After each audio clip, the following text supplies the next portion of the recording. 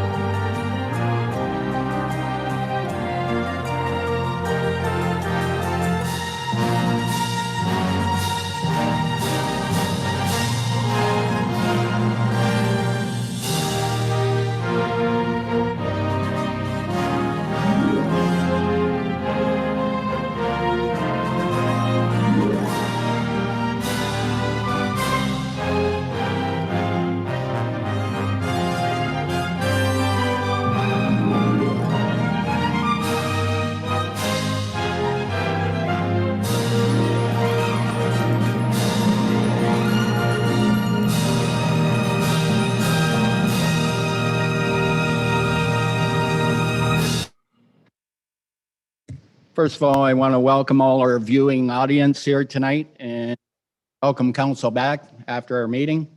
I'm going to go right to Rob. He has a closed meeting report. Go ahead, Rob. Thank you, Mr. Mayor.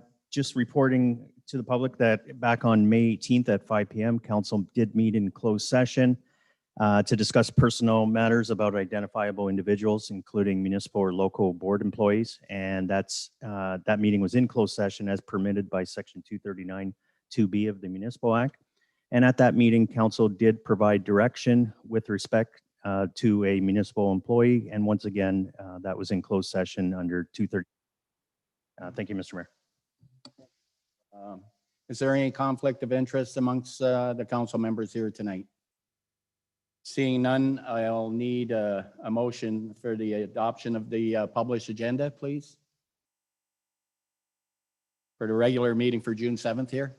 I need a mover, Councillor Bjorkman and Deputy Mayor Malash, all in favor? That one's carried. And I'll need the adoption of the regular council meeting of May 17th. Could I have a mover on that one, please? Councillor Verbeek and Councillor Vanendel, all in favor of this one? That one's carried. And I need the adoption of the special meeting, March 9th. I need a mover on that one, please. Councillor Guerin and Councillor Bjorkman, all in favor of that one? That one's carried. And I need a mover on the special council meeting, March 29th. Need a mover on that one, please. Councillor Vandendolen and Councillor Bowman, all in favor of that one? And a mover on the special meeting, April 12th. I need a mover on that one too, please. Councillor Verbeek and Deputy Mayor Malash, all in favor? And that one's carried. Thank you very much, Council. We just needed adoption for also the special council meeting minutes for April 6th. Oh, pardon me. Mover on that one, Councillor Guerin and Councillor Bowman. All in favor? Carried. Thanks, Council. Go ahead. Thank you, Mr. Mayor. Moving on to presentations this evening at item 7.1 on the agenda. Before council this evening is Lisa Wallace, who is the chair of the Essex Accessibility Advisory Committee. And she's here this evening for a presentation of the Town of Essex Accessibility Committee. Thank you, Rob. To Lisa, if you're ready, go ahead. Go ahead, Lisa. Thank you. Thank you. Thank you for having me here today.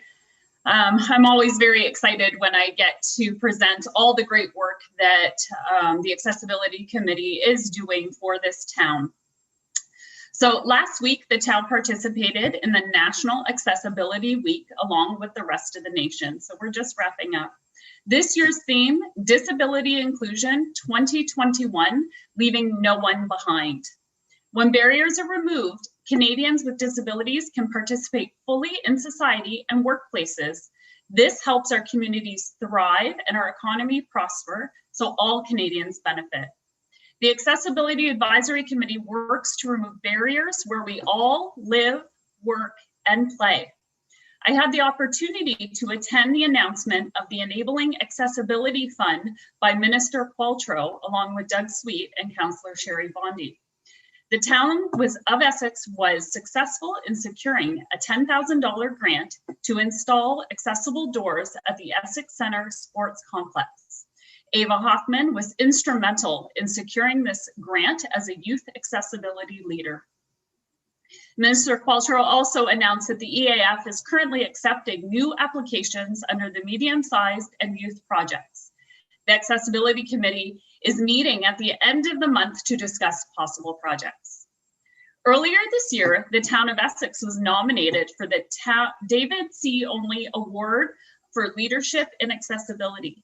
This award recognizes Ontarians who's gone above and beyond to improve accessibility for people with disabilities. The work at the Colchester Harbour to make this space accessibility for all was showcased in this nomination. The Accessibility Advisory Committee is committed to securing funds and grant opportunities to promote inclusion and accessibility, while at the same time raising awareness of disability issues and creating a culture of inclusion. I am encouraged by the town's efforts to bring internet access throughout Essex. This has been an important accessibility feature. There's been significant growth and dependency on virtual appointments with healthcare professionals, financial services, and online shopping. Isolation is an issue for many, and it can be especially so for people with disabilities. The ability to connect virtually with family and friends and to participate in a wide range of virtual opportunities, such as the Essex Plays at Home series, enhanced well-being overall. Research has shown for years that Canadians with disabilities face higher rates of unemployment and underemployment. In 2017, Statistics Canada estimated that people with disabilities aged 25 to 64 had an employment rate of about 59%, compared with 80% of the rest of the population. Leaving no one behind is ensuring our businesses and employers have the information and the resources to offer gainful employment opportunities to people with disabilities. Windsor Essex Discoverability Network is one of those resources. The network helps connect local businesses and job seekers with disabilities. The Accessibility Advisory Committee will continue to share information and resources to inclusive employment opportunities for the town of Essex. Affordable housing is a common term we use to describe a specific housing option. What's missing is accessible and supportive. Supportive housing is a blend of housing assistance and supports that enable people to live as independently as possible in their community. 1 in 7 people have a disability, a number that is increasing as the population ages. Affordable, accessible, and supportive housing also increases capacity, and it keeps people in the community. Living in the community is much safer and less expensive than living in long-term care. Affordable, accessible, and supportive housing should be a given. It communicates to everyone the value and importance we place on everyone being welcome in the town of Essex to live. The Government of Canada wants to engage with Canadians to develop an ambitious disability inclusion action plan. Your feedback will drive what actions the government needs to take to improve the lives of Canadians with disabilities. The Disability Inclusion Action Plan has 5 objectives: reduce poverty amongst Canadians with disabilities, get more persons with disabilities into good quality jobs, help meet the Accessible Canada Act goal of a barrier-free Canada by 2040, make it easier for persons with disabilities to access federal programs and services, and of course, foster a culture of inclusion. Isn't that what we all want? You have a vital role to play in shaping the future. So this survey can be found on the Government of Canada's website under Engagement on the Disability Inclusion Action Plan.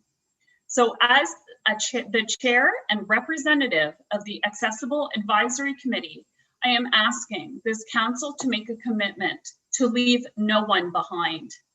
Adopt a vision for planning and development that takes on a new approach to approval processes for affordable, accessible, supportive housing. One that promotes a how might we attitude. And direct administration to include on the Town of Essex website a link to the engagement survey for the Disability Inclusion Action Plan. We all want, as citizens of this town, to live, work, play, and belong. Thank you. Very much, Lisa, for the presentation, and thank you for all the work, the hard work you people are putting into this. It's going to be very rewarding for the town. I'm going to open it up for any questions from council at all on this one. Councillor Bjorkman, go ahead.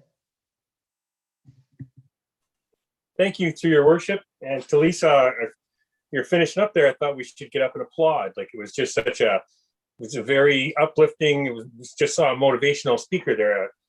It's wonderful to hear all these things that are being done and that your committee is leading the way on. It is so important to be inclusive as we can. And there's a lot of things that get in our way when it comes to making things accessible. Costs, designs, all of those things. But you're right. We use the what can we do is much better than, oh, we can't do that.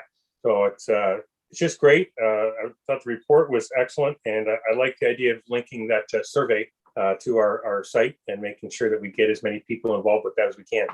But it was just a great report. Thank you very much, and thanks for all that everybody's doing. And to Eva Hoffman, even the kids count. Everybody counts. The things that you can do to help people in this town are great. So thank you very much. Thank you. Anybody else from council? Councillor Bondi, go ahead. Thank you, Mr. Mayor. Through you to our delegation, Ms. Wallace, you always do such a great job, and you speak so well and so strongly on behalf of those that need a little bit of help and advocacy. And you've done your homework, so that's good. So I do know that the Accessibility Committee is kind of seen a little bit on each department, and I do believe, you know, we can go back to the Development Services Department, and we can look at the Accessibility Committee as a stakeholder in the review process of the Development Standards Manual prior to bringing it to Council for approval. As discussed, accessibility standards are currently being rolled out in the Development Standards Manual. So that's one thing I think we can do. And I believe you have 2 asks. One was putting the link on our website. And if I may, can you please repeat your motion that you would like council to adopt? Because when the time is right, I would like council to not only receive your presentation, but to also adopt your motion so we can get working on that right away. Thank you. Sure, I'll just repeat it. It was adopt a vision for planning and development that takes a new approach to approval processes for affordable, accessible, supportive housing, one that promotes a how might we attitude.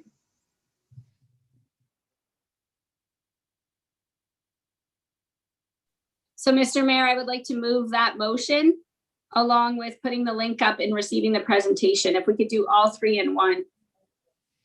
Okay, thank you, Councillor Brown. A seconder, please. Councillor Verbeek, all in favor of that motion? Okay, thank you.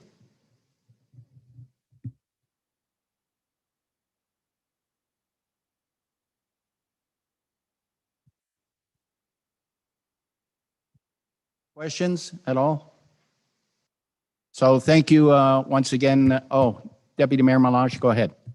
Yeah, sorry, Mr. Mayor, a late hand going up. And I just want to thank Ms. Wallace for being here as well. But just want you to know that in your motion, it's something that, you know, we've had discussions on affordable and accessible housing. And it's something that this council really supports. So I do believe that you'll see things happen with what you're proposing. Thank you.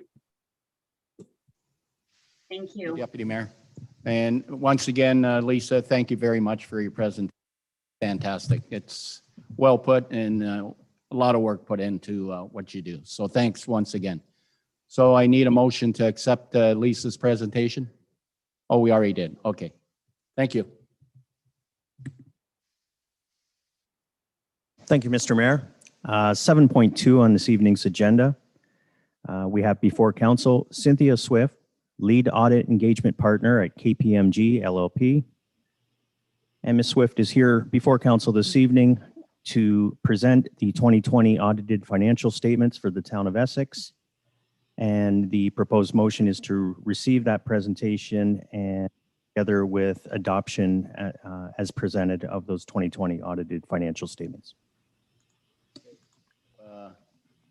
Cynthia, if you're ready, go ahead. Oh, hold on, Jeff, go ahead. Through the chair, I just wanted to give a brief introduction here. So we went to RFP for 2020. We switched auditing firms and we have KPMG here. And I'd just like to say thank you to Cynthia, her team, Kate and her team for all the work that went into this year's audit. It's a lot of work when you switch auditing firms, but it's work that is worth it. So it's always good to get a fresh set of eyes to review the finances of the town and an opinion. So on that note, I'll let Cynthia take over as she walks us through the financial statements for the year. Thank you. And through you, Mr. Mayor, thank you for our appointment. We did have a really great audit this year. And as Jeffrey mentioned, it is a thorough process that we do undertake for the audit, and especially changing firms. And as well, given COVID, we did do a virtual audit. So we had to go through everything, and administration was just great, putting it in our secure Dropbox with respect to all of the required information. We are in a position to issue our unmodified audit opinion subject to discussions with council this evening and council's approval of the financial statements.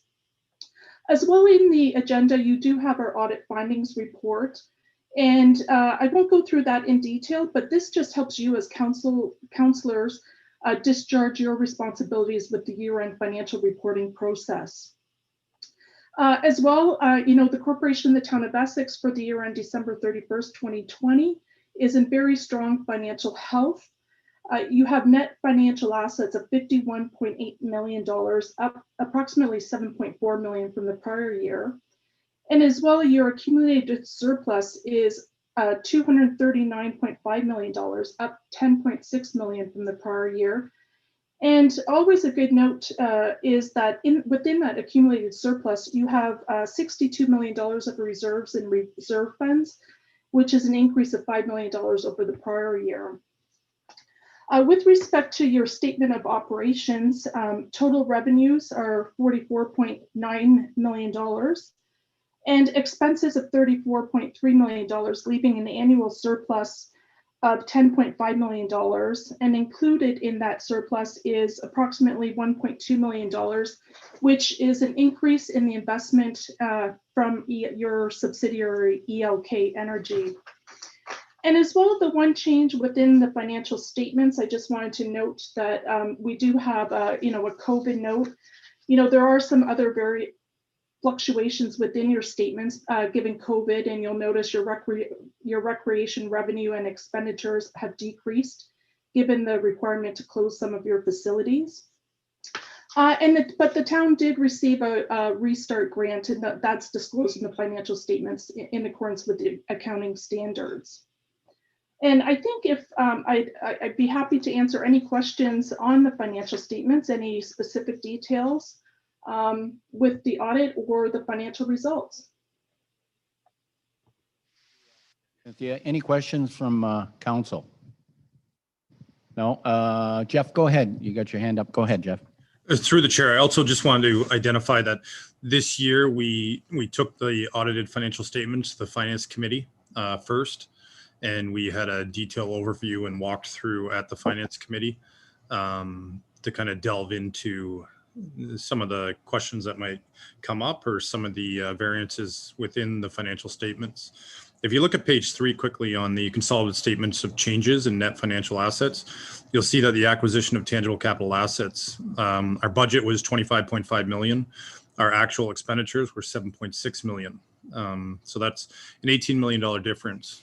And you could see that there's a correlation between that and the COVID environment. And the budgets are also done on a cash basis, and the financial statements are done on an accrual basis. So there's timing issues between the initiation of projects and the timing of payments. Fire station number 2 is a prime example of that. And we'll have timing issues again for 2022 with possibly holdbacks related to the Harrow Streetscape and potential holdbacks related to fire station number 2, depending on when that's completed. So I just kind of wanted to bring that to your attention, that if you looked at that and said, we budgeted $26 million, and we only spent 7, there's explanation for that and reason why. Thanks. Thank you, Jeff. To Cynthia, for a municipality this size, we're in pretty good shape. I would say yes, very much so. Yeah, I think we're in great shape. Yeah, so. With your capital spend and your reserves and reserve funds, very good shape. Good. Thank you, Cynthia, for the report. And any other questions from council? Councillor Bjorkman, go ahead. Thank you, to your worship. Just to Jeff and the team, thank you very much for all the work. And to Jeff, you're running away. Things are so good now. You should probably rethink that. Just stay. Thank you for all you've done for us and the position you've put us in. Thank you very much. I'll echo that, Councillor. I don't know what we have to do to get him to stay, but he's got his mind made up. Councillor Bondi, you had a comment? Yes, thank you, Mr. Mayor. On the slideshow on page 19 and 20, I found it kind of refreshing to see where we can have some improvements, because financially, I've always been super proud of our financial house, and I think it's one of our absolute strengths. But now where we can see where we have these little suggestions, I'm looking at them and going, okay, it's great. It's something I didn't see before in audits. So our team does a great job financially, and that's just it's going to be Mr. Morrison's legacy when he leaves here. So he's going to have to change his phone number so we don't call him all the time. But thank you, everybody. Or anybody else from council? Councillor Bowman, go ahead. I commented at the earlier meeting how proud I am of our financial team and the job they've done over the last few years, and this year was no exception. To Jeff, wish him all the best in his new job, and I know he'll succeed wherever he goes. So anyway, it's great to see that we have great and capable people in our financial department, and I know that tradition will continue. Thank you. Thank you, Councillor. Anybody else? Counselor Van Dolen, go ahead. Yes, Mr. Mayor, thank you. Through you, I also want to offer Mr. Morrison good luck in Alberta. You're going to like Alberta. But I'd like the public to realize that, you know, this is the key words in the audit from Ms. Swift were very strong financial health. And that isn't just due to a couple of people, it's due to a lot of people, and it's due to like 10 years of work. This is this council, previous councils, this staff, previous staff, like a lot of effort went into keeping us this strong. And we're so completely different from other levels of government in our lack of being overstretched, our lack of debt, and the fact that we plan for the future and we're solid. We're lucky to be in this situation, and let's try and stay just like this in a strong financial position. Thanks.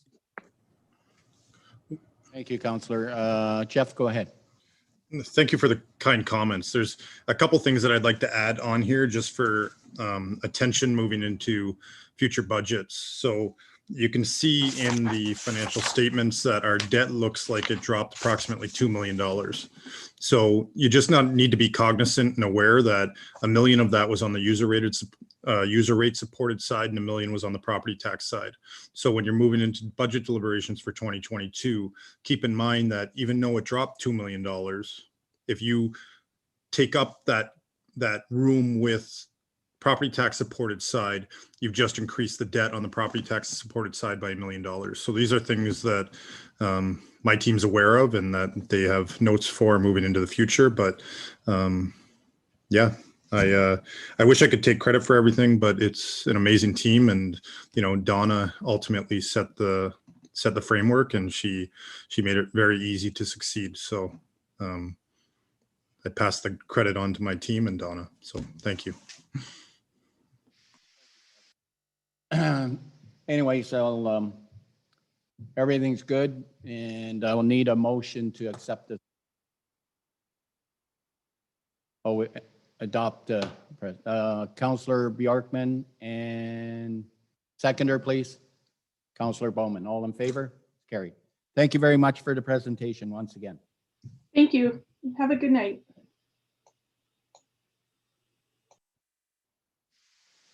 Thank you, Mr. Mayor.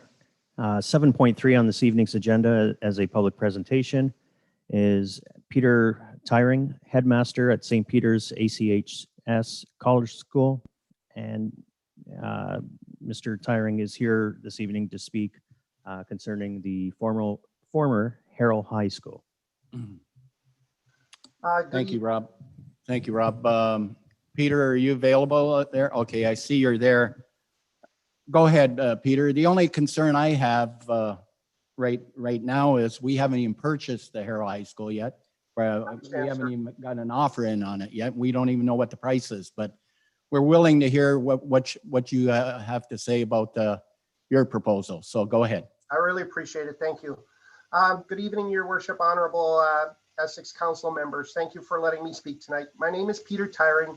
I'm currently the headmaster at St. Peter's ACHS College School and the owner of ACHS and its various sports, wilderness, education, and sports programs and camps. The ACHS was founded in 1981 and its school was founded in 1990. Alongside to support me tonight is Carrie Dufour, an ACHS mother who has 2 sons in our various ACHS programs. Mr. Mayor and Council, before I start, please extend my time by a few extra minutes because I just couldn't get all the information in that I wanted to give you. I hope that would be okay. Well, we usually allow 5 minutes for a presentation. 10 minutes. Is that enough? Can we go 12? Please. 10 minutes. Go ahead. All right, thank you. In 2014, I moved our day boarding school from Vaughan, Halliburton to Amherstburg looking for better opportunities. Since being here, much has been accomplished. When I arrived and took over a board school that had been closed for over 3 years, the building had been broken into and many of the windows were smashed. Today, 1/3 of the building has a new roof. Windows and doors have been fixed and resealed. Toilets, urinals have been also fixed and replaced. 2 bunk rooms were added, being able to hold as much as 26 kids and staff. Walls were repainted. A parent guest room and director's dorm was added. The school septics and drainage systems were serviced and repaired. The ceilings tiles were replaced. The library was reinstated, and high efficient lights were installed in the gym. A mini stick room and shower room were added. 2 wood stoves were added. A 1.2 acre hill was built, which is higher than any other place in Amherstburg. Over 200 trees were planted on the property by students and staff. An obstacle course was added to our trampolines and were sunk into the ground. 4 massive box garden beds were built, and we also added a chicken coop. A bee enclosure was built for our hives, and climbing ropes and rings were put back in the gym, and life returned to the building. Our ACHS school had several students graduate with grade 9 and 10 academic high school credits. Our students had the opportunity of being coached by Olympic instructors in both snowboarding and downhill skiing at the Olympic facilities in Lake Placid, New York. This also led us to attend the World Cup trials through the support of the New York State educational system prior to the Olympics. The members of Team Canada and other countries were just as so awesome, especially when our students were given the opportunity to interact with them. Our students have hung out and shared meals with our soldiers at Army Training Base Borden. Students were even permitted inside tanks, cockpits of fighter planes. We've even been inside a submarine, a destroyer, and a cruise missile ship. As per our custom, our school became a working partner with the local Legion here in Amherstburg. Students, staff, and parents actively participated in their activities, even hosting Christmas dinners for our veterans. Students and staff also had lunch at the Legion every other Tuesday. We also actively participated in their poppy campaigns and assisted in the running of their bingos. Prior to COVID, our students won the Legion's art and poetry competitions for 8 years in a row. Once we even advanced and placed at the provincial level. Elementary students from the GTA have come to participate in our science, history, and hockey, track and field programs on a regular basis. We've also had the privilege of hosting 5 AA and AAA hockey teams from the Greater Toronto Hockey League for their team training camps. We even had 2 players and a coach attend from Russia. Last year, before COVID, 4 of our student camp kids were drafted into the OHL, which made my day. I do believe that one of those OHL parents recently wrote all the Essex Council members in reference and support of our school. We have been an active part of the Amherstburg community. We house the LaSalle Titans baseball, the Amherstburg Cadet Program, the Amherstburg Minor Soccer Club. We've also been active in some of the other Amherstburg activities, such as Canuck It Up, Amherstburg Rocks, and numerous Canada Day celebrations. For 3 years prior to COVID, the school also ran a community not-for-profit ball hockey league for both boys and girls ages 6 to 15 years old. We also run sports adventure, wilderness paintball, hockey camps, and clinics at various times throughout the year as well. In 2016, our school won both the All Saints and the St. Timothy's Elementary School ice hockey tournaments in the Greater Toronto area at the Tier 1 junior level, which is typically represents grades 4 to 6. Even better is when we won the Brampton Beast tournament in 2017 at the Tier 2 level, which typically at the senior level, which typically represents the grade 7 and 8s. Our kids even got to present our gold medal to the town of Amherstburg, which was accepted by our mayor, His Worship Aldo DiCarlo, along with the Amherstburg Council members. Our school is also very unique and unlike any other. Our students help govern the school, and they all learn and function at their own level and speed. They love sports and the outdoors. However, do not be fooled. Our school is not just for athletes. It's for everyone who wants to better themselves. We also just do things differently. What other elementary school do you know of that has their own gardens, chickens, and bees? We also run a highly valued and sought after leadership development program for our students. Students are taught to be independent, but also look after one another. They love climbing trees, to play in the rain and mud, snow, to ride their bikes, scooters, and swim whenever time permits. They like experiments and building things. They are like fixing and improving their bikes, scooters, and skateboards. They like using tools to make things. Simply put, our students love interactive learning and activity. Today, I'm before you to request space at your Harrow High School if Essex goes forward to purchasing the building. We need to move from our current location in Amherstburg and hope that you would consider having us as a tenant. The reason I asked for space at the high school is because most of our students currently live in Harrow and Colchester. We could be a good tenant, and with projected growth, we could even make the facility profitable for Essex in the future. On a side note, since Councillors Bondi's live stream about our school, we've already had several families from Harrow Colchester call inquiring about possibility of registration for September.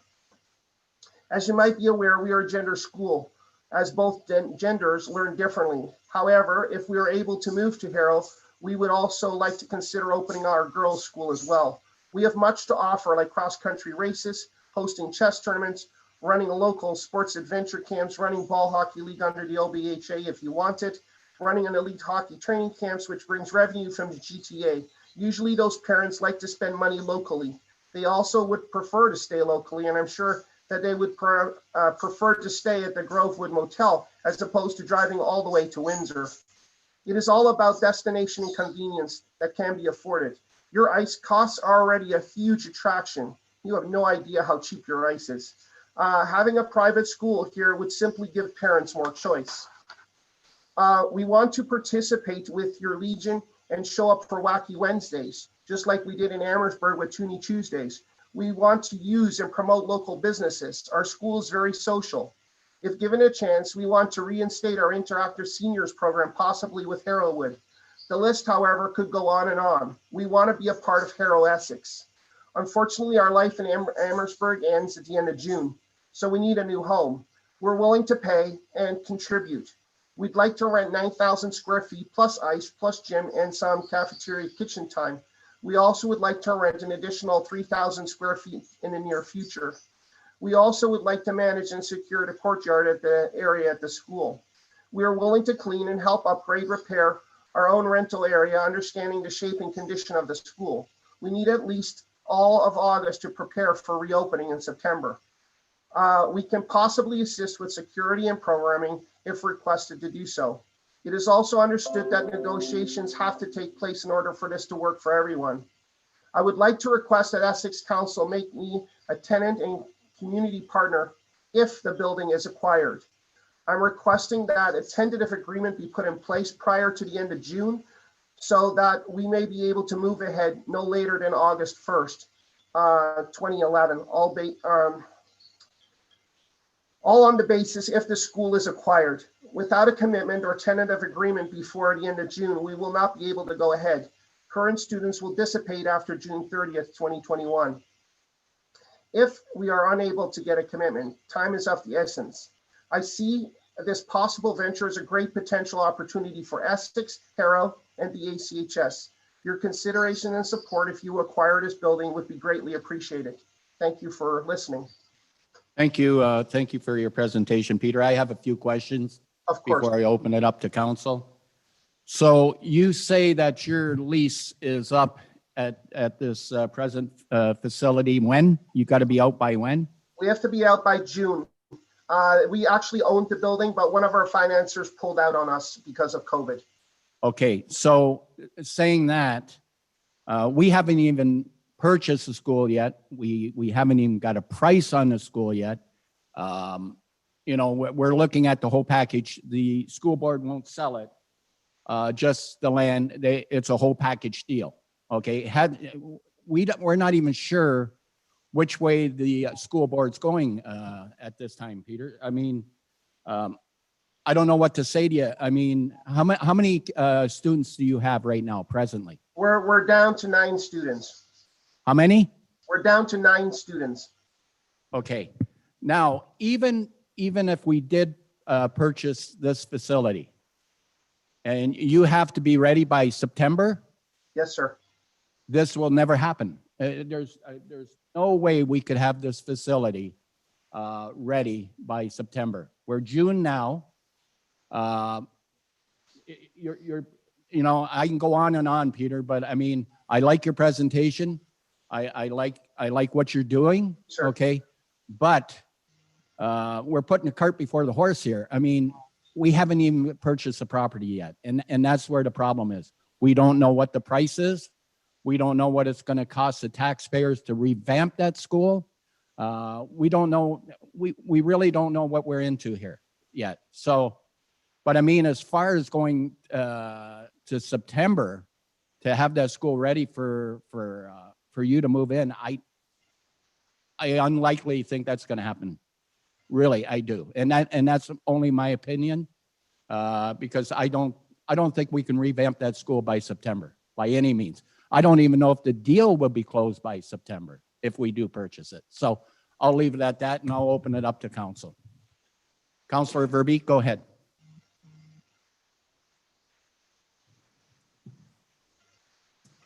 Councillor Verbeek, go ahead. You're muted. I'm sorry. Go ahead. Thank you. Not hard enough. Through you, Mr. Mayor, I want to thank you for your presentation. I think when we spoke on the phone, I said your facility,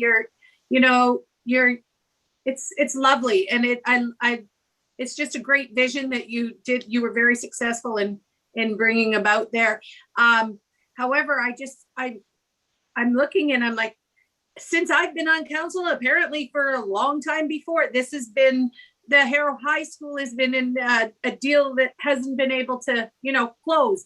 So, and this council, since I've been on it, have been pushing to get some resolution, just, get off the pot, move forward with it. And we're still not.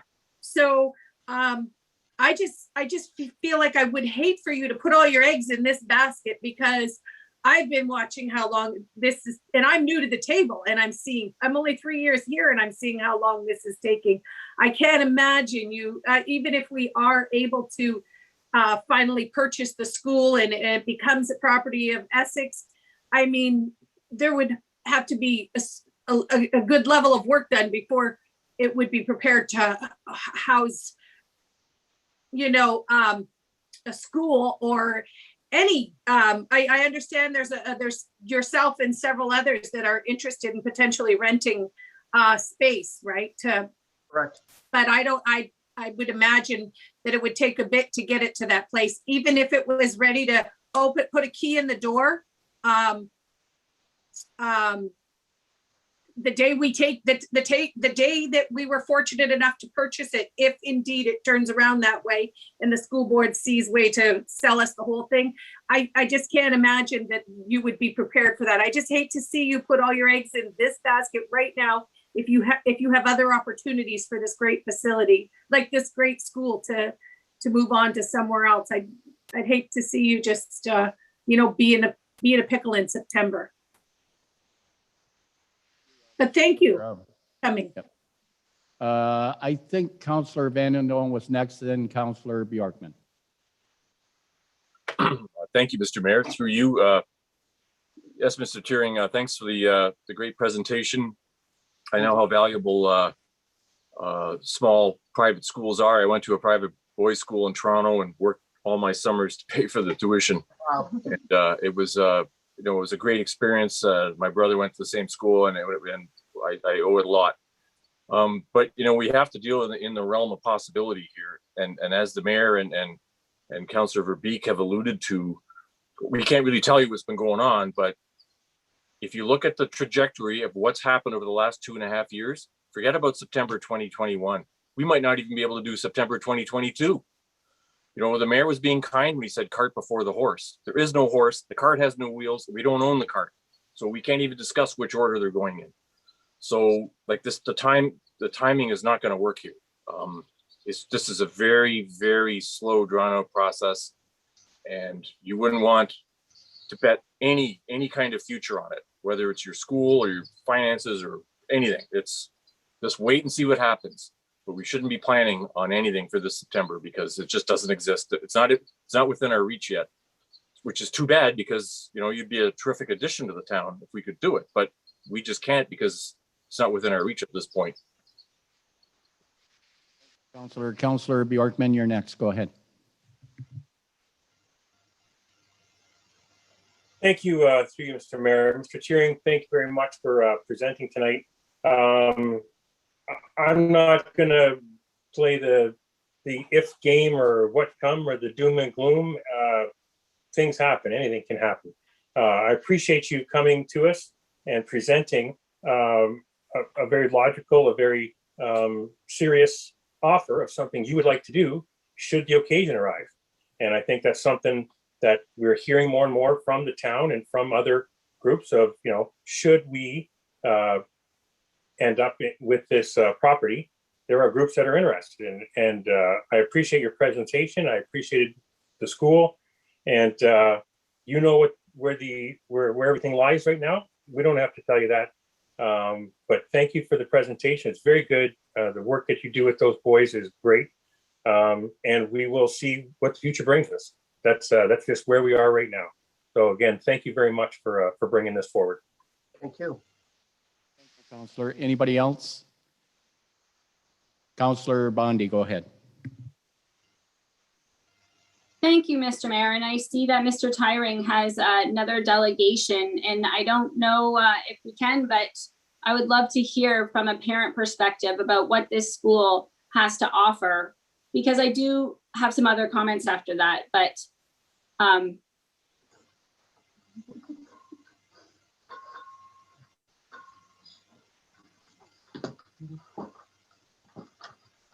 I just want to thank you for giving me the opportunity to speak tonight.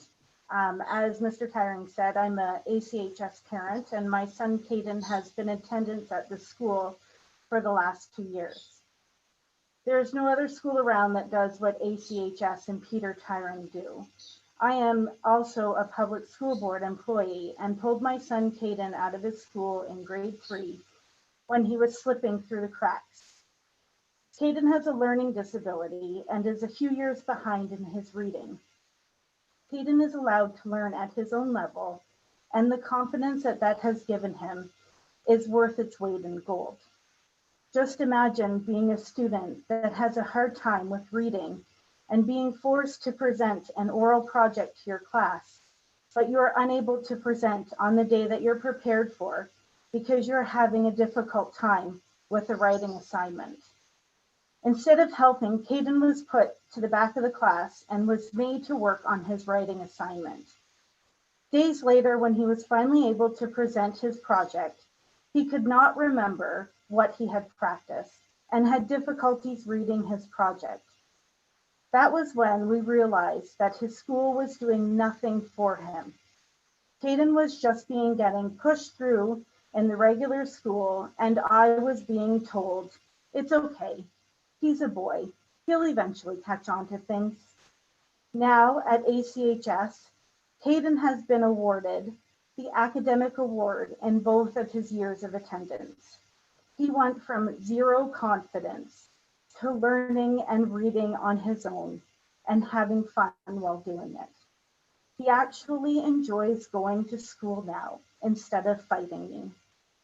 Our family would be completely devastated if ACHS closes, and we will help and support ACHS in any way that we can. Please allow other children the opportunity to have an experience like my Caden has by allowing them to learn outside of the box.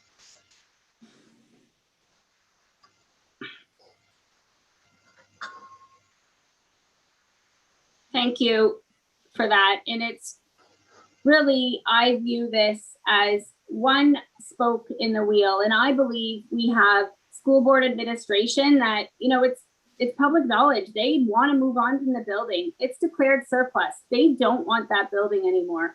And this council has been inundated with emails and requests from user groups to use this whole entire facility. Can we do some out of the box thinking? Can we see if we could roll out the red carpet to these community groups and heal this community and make this happen? Is there a way we can talk in liaison with the school board and see if the ACHS can lease the building?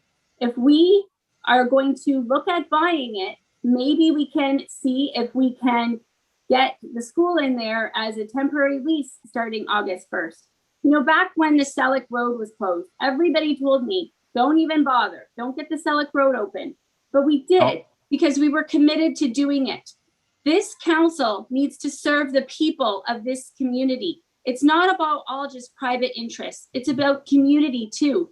And you can't say that the arena room is a recreational room or a community center. It's one room.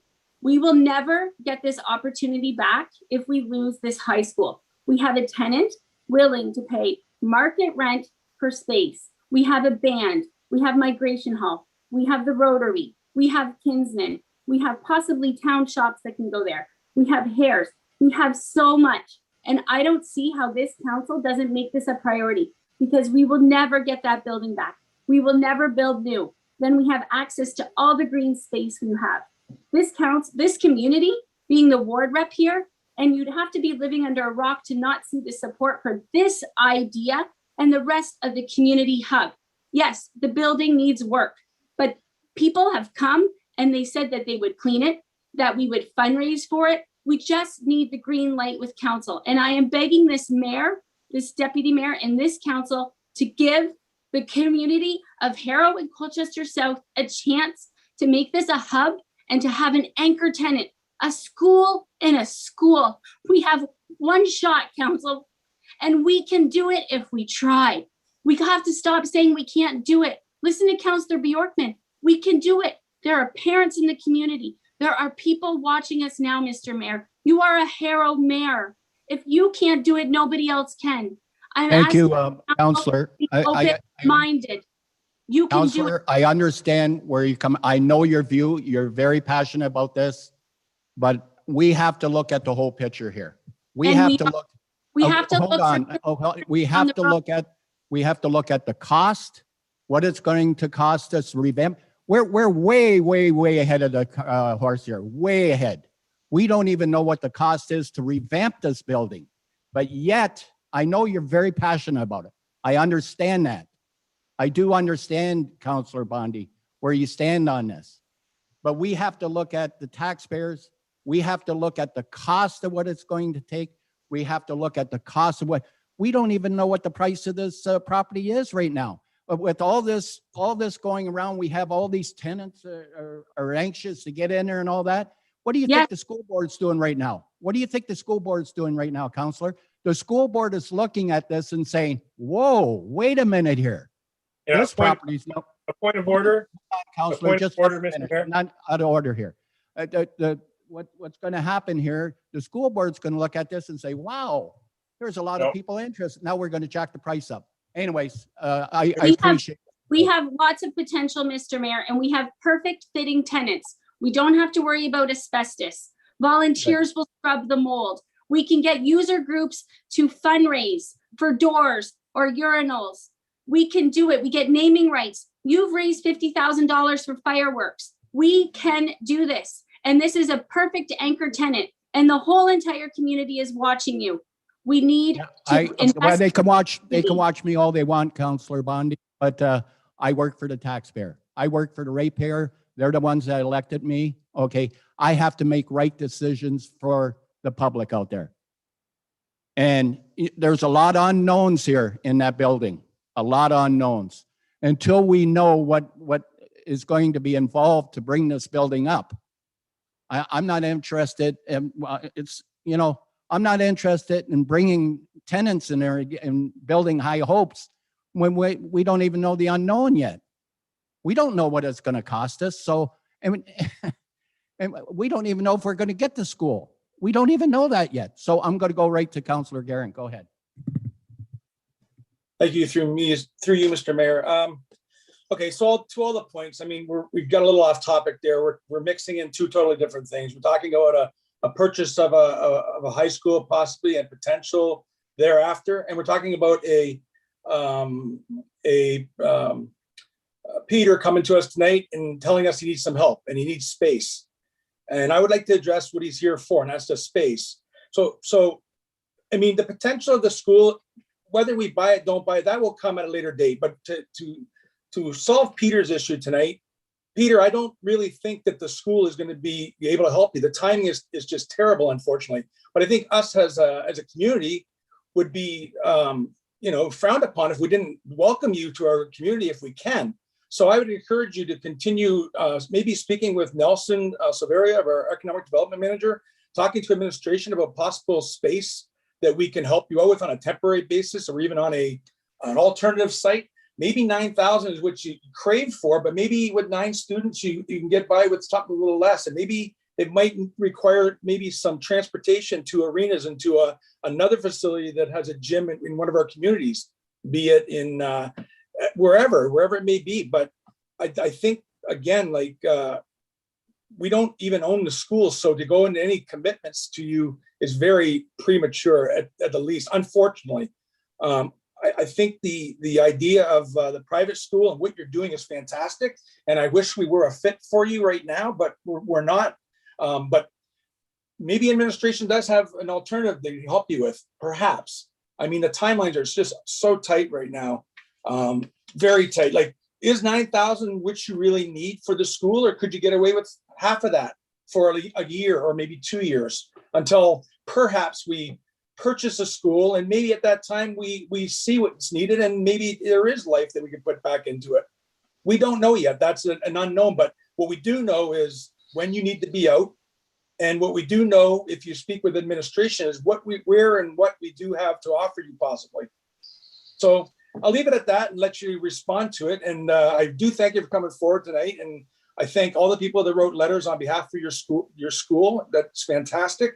And like I say, hopefully we can work something out with you. And I wish you all the best. Thank you, sir. Deputy Mayor Malash, you're next. Go ahead. Thank you, through you, Mr. Mayor. Peter, thank you, Peter, for coming out this evening. And I know that we've had several conversations. I've had a tour of the school, and I appreciate so much the hard work and dedication that you and your group of parents and students have put into that school. It's a beautiful facility, and I feel so bad that you are losing that facility, because that's an ace in the pockets of the whole region, not even just the town of Essex, as far as I'm concerned. The quality of education and so on. You would have been very much welcomed into the community of Harrow and the town of Essex. And I would have, and I've talked to you about this, the timing is just sucks terribly here, because of the fact that I wish this whole process would have started back in the fall. And I think I told you that, because then this would have all perhaps have fallen into a place where it would have just worked out perfect. Maybe even if we had purchased it or had the opportunity to purchase back in the fall, it might have still been a tight timeline, but it would have been more achievable than what we're looking at right now. So there's a lot that would have to be done to get you in there. And I know that you are a very ambitious person and you would make it happen. But again, I don't think it's going to happen in the school for us to be able to tell you, based on, all of our other views here from council administration and it's just the timeline just doesn't work out. And I know Councillor Bondi would love for you to be in there. I would love for you to be in there. All of council is saying that this would be a good fit, because you'd be a good anchor and all of those things. Hopefully, maybe we can put you up somewhere else within the community infrastructure. I don't see where that could possibly happen at this point in time, but maybe administration could come up with something. You would have been more than welcome in the Harrow area. And I think as a council, we look to see how can we make the community better? And you would have definitely had been something that would have made the community better. But it's the timelines. I don't think there's anything that we can say that we can commit to at this point in time, based on how quickly you need the space. I can't see it being available by September the 1st, unless something miraculous happens. So for us to be able to say to you tonight, or even within the next month, that we could have you in there, or have you in that building by September the 1st and everything readied and for you to go, I don't think that we can do that. And Councillor Bondi was talking about the whole high school, and that's not what we were going to be talking about tonight, but she did get that in, and it's something that we'll have to look at over the next little while as to who we're going to have in that school, and how it's going to be financially viable, and work out those kind of partnerships and deals and so on. But you're one that would have came forward immediately and said, this is the amount of money I have. I'm willing to pay the rent that needs to be paid, the proper lease amounts. So it would have been a fantastic partnership, I think, particularly with what you're proposing. But unfortunately, like most are saying here, it's just not going to be feasible, or timelines just don't permit for us to say you can have that school at this point in time. Like the mayor said, we don't even know the school board. We don't know from the school board whether it's going to be our school or not at this point in time. So if the administration can find something that's feasible for you, and that's something that you're willing to look at, perhaps that's an avenue. But right now, I don't see it being the Harrow High School itself. Thanks, Mr. Mayor. And this to Peter. Peter, if you could get a hold of our administration, maybe Nelson, and see if there is anything out there temporarily we can help you out with to accommodate. Thank you. So, okay, thank you. Thank you so much. Peter, presentation, and we're really we're behind you. You do a lot of good things, but I mean the timing's bad, like the deputy mayor said, and so thank you once again. Appreciate your time. Thank you so much. Take care. Thank you. Bye-bye. Can we move receipt of the presentation and have Peter talk to administration about other possible locations? Yeah, that's what I just said, Councillor Bondi. Okay. I'll make that motion. Yeah. Okay. A seconder on that motion, please. Deputy Mayor Malash, all in favor? That one's carried. Once again, thank you, Peter.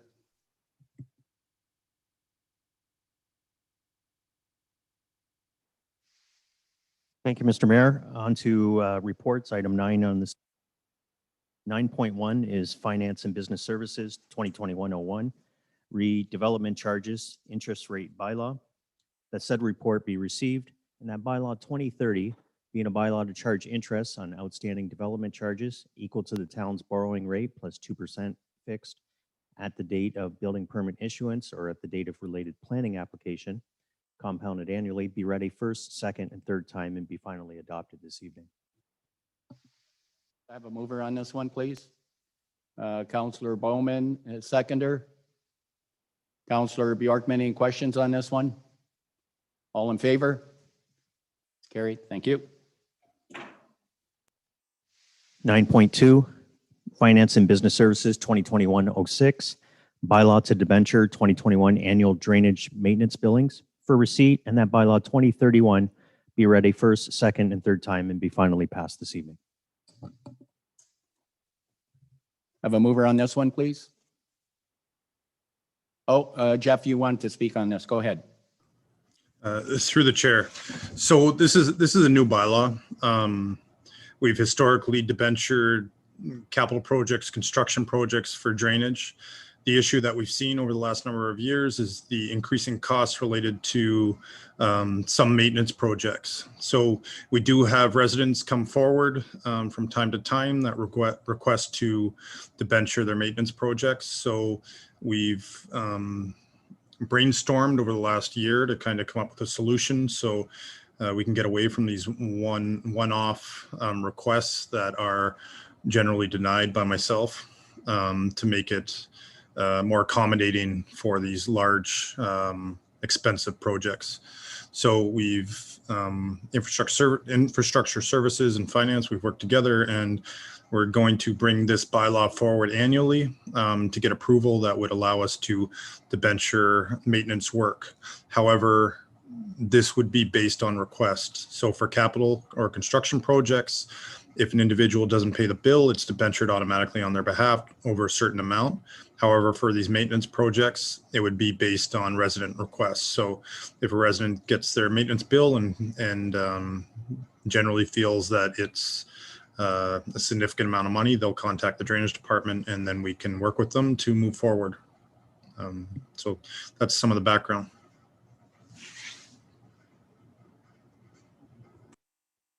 I'm glad we put this together. This has been a problem for a little while. Drainage bills, and good work putting it together. Any questions from council? I need a mover on this one, please. Councillor Guerin and Councillor Bowman, all in favor? Carried. Thank you. 9.3 is drainage 2021-04, results of requests for tender for the Rush Drain and 14th concession drain improvements for receipt, and that council award to Murray Mills Excavating and Trucking, Sarnia Limited, in the amount of $661,345.36, including non-refundable HST. Have a mover on this one, please. Counselor Bondi and Counselor Bjorkman. Question? You have a question, Counselor Verbeek? Go ahead. Go ahead. Through you, Mr. Mayor, I know this is a done deal, but I just wonder in the future if we're really looking at these through, there's a $30,000 difference, so we're gonna go with the cheapest, but we're bringing in a company from Sarnia as opposed to someone local that's gonna be paying residents that live within our community and keeping dollars and cents, but also less of a, an environmental impact to hiring companies that work locally as opposed to bringing them in from out of town. And that just, I wish there were ways we could factor in that when we're looking at just the cheapest, I agree with you, Counselor there. I'd like, this has been brought up before. We'd like all the work but the tender process, and that's law. That's the way it's got to work. So anyways, Kevin, did you want to add anything? I seen you. Yeah, sorry, Mr. Mayor. Through you, I just wanted to mention, basically what you did is that our procurement bylaw doesn't allow us to specify a specific local company, and it would also be against the free trade agreement. So we cannot specify or lessen the competitiveness due to location. Exactly. Thank you, Kevin. Counselor Van den Dolen, go ahead. Thank you, Mr. Mayor. Through you, yeah, I knew somebody would bring up that Sarnia thing. They always do, and it's too bad, because I'm sure we have a lot of companies that do work in Sarnia. We have tooling companies that do millions and millions of dollars of work in Sarnia. And you can't be so blinkered as to put a wall around your economy and say, oh, we only do contracts with local people. That ruins your economy. It stops growth. It's just a horrible thing to do. It doesn't work. And we should stop thinking that. And that's why these laws are in place to say, no, that's illegal. You can't do that. Thank God. But anyway, I have a question through you, Mr. Mayor, to Mr. Gerard. I've become a regular walker on the greenway, the paved greenway part that goes past Sadler Pond. And I know that the rush drain is going to be redirected down the Urca ditch, basically, that runs along the greenway, because the Urca owns and controls that. And there are 30 to 40, maybe even 50 significant trees, which I think should be saved. We're talking about black walnuts, northern red oaks, swamp white oaks, and some really nice hickories. Some of these trees are 100 years old, and I think cutting them all down would be a tragedy. And yet that's usually what these ditch cleaning companies do. They just raise everything. There'll be nothing left but chips and mud. So I wonder, Mr. Gerard, is there any way we could get Urca? I mean, I'm not asking that every one of these significant trees be saved. There are thousands of trees in there, and most of them are weed species. He froze up. Go ahead, Kevin, if you want to answer that. Yeah, I was hoping he'd be able to finish his comment, but I can speak to it through you, Mr. Mayor. We did. Sorry, go ahead. Sorry, Councillor, you were frozen there. Yeah, so what I was going to say is that you are correct in that the rush drain is going to be realigned down the Urca corridor, the Greenway corridor. There is some light brushing and things like that are going to occur as part of that project. But there is going to be some significant trees and shrubbery that are going to remain as well. This project also being approved by Urca, it does get reviewed for sensitive species and things like that as well. We do have our drainage superintendent at the meeting tonight as well, who may be able to speak to some of the impacts in that Greenway corridor. If I can ask her to make some comments.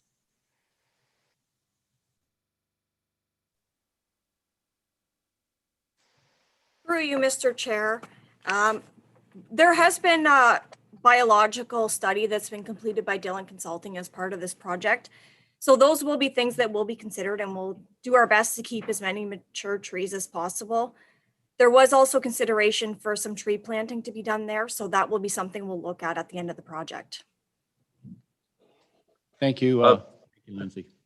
Thank you, Mr. Mayor. I just want to say, like, I'm not expecting to save everything. It's just that if everything gets raised, I know we're going to have bitter complaints. People will be very unhappy. We just have to save some of them. And if the effort is made and a couple of those beautiful oaks and hickories and black walnuts are left, I think people will be satisfied. So thanks very much to staff. Thank you, Councillor. Anybody else? Okay, thank you. Thank you for the report. Okay. Yeah, I need a motion to accept this report, please. Councillor Vandendolen and Councillor Bowman. All in favor? Carried. Thank you. 9.4 is drainage 2021, 9.4 is drainage 2021-05, drainage cost recovery update. That said report and update be received for information. Mover, please. Mover on this report, Councillor Bjorkman, seconder. Councillor Guerin, any questions on the report? All in favor? Carried. 9.5 is drainage 2021-06, appointment of an engineer under section 78 and 76 to review crossings and updated cost sharing for the Alford Creek drain. That said report be received and that council under section 76(1) make an application to receive approval from the tribunal to appoint root engineering for the Alford Creek drain, and further that council under section 78 of the Drainage Act appoint root engineering to the Alford Creek drain. Thank you, Rob. A mover on that one, please. Councillor Bowman and Councillor Vandendolen. All in favor? You got a question, Deputy Mayor? Go ahead. Mr. Mayor, after we vote on this, can I ask a question on the previous report? Sorry. I just want to go back for 1 second and make a comment. Go ahead. So I froze here a little bit. We'll vote on this one here and then we'll go. Please. All in favor of this report here? Okay, thank you. And now we'll go back to yours, Deputy Mayor. Sorry, you froze for a minute and I couldn't tell for sure where we were at. Drainage cost recovery update. I just want to say thank you to administration for this cost recovery update. This is outstanding. We've never, I can't remember in the whole 17 years that I've been on council, this being this up to date.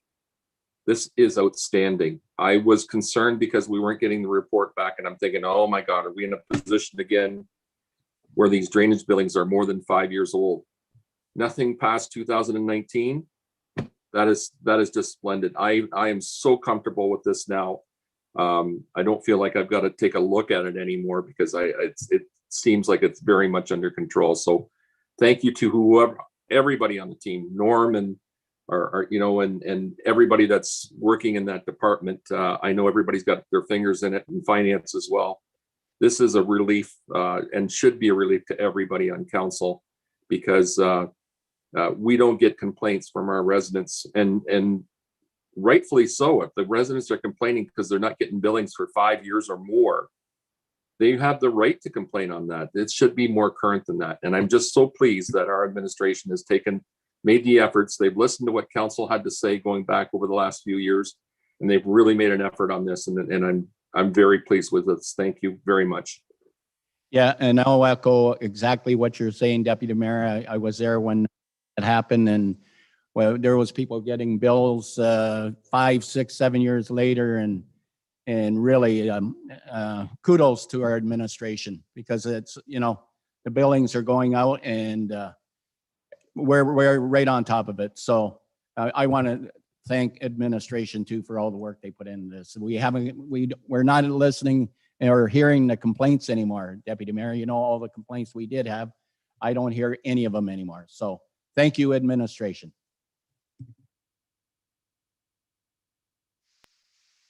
Thank you, Mr. Mayor. 9.6 on the agenda is drainage 2021-07, appointment of an engineer under section 78 of the Drainage Act to replace a culvert in the Hicks drain for receipt, and that council appoint root engineering under Section 78 of the Drainage Act.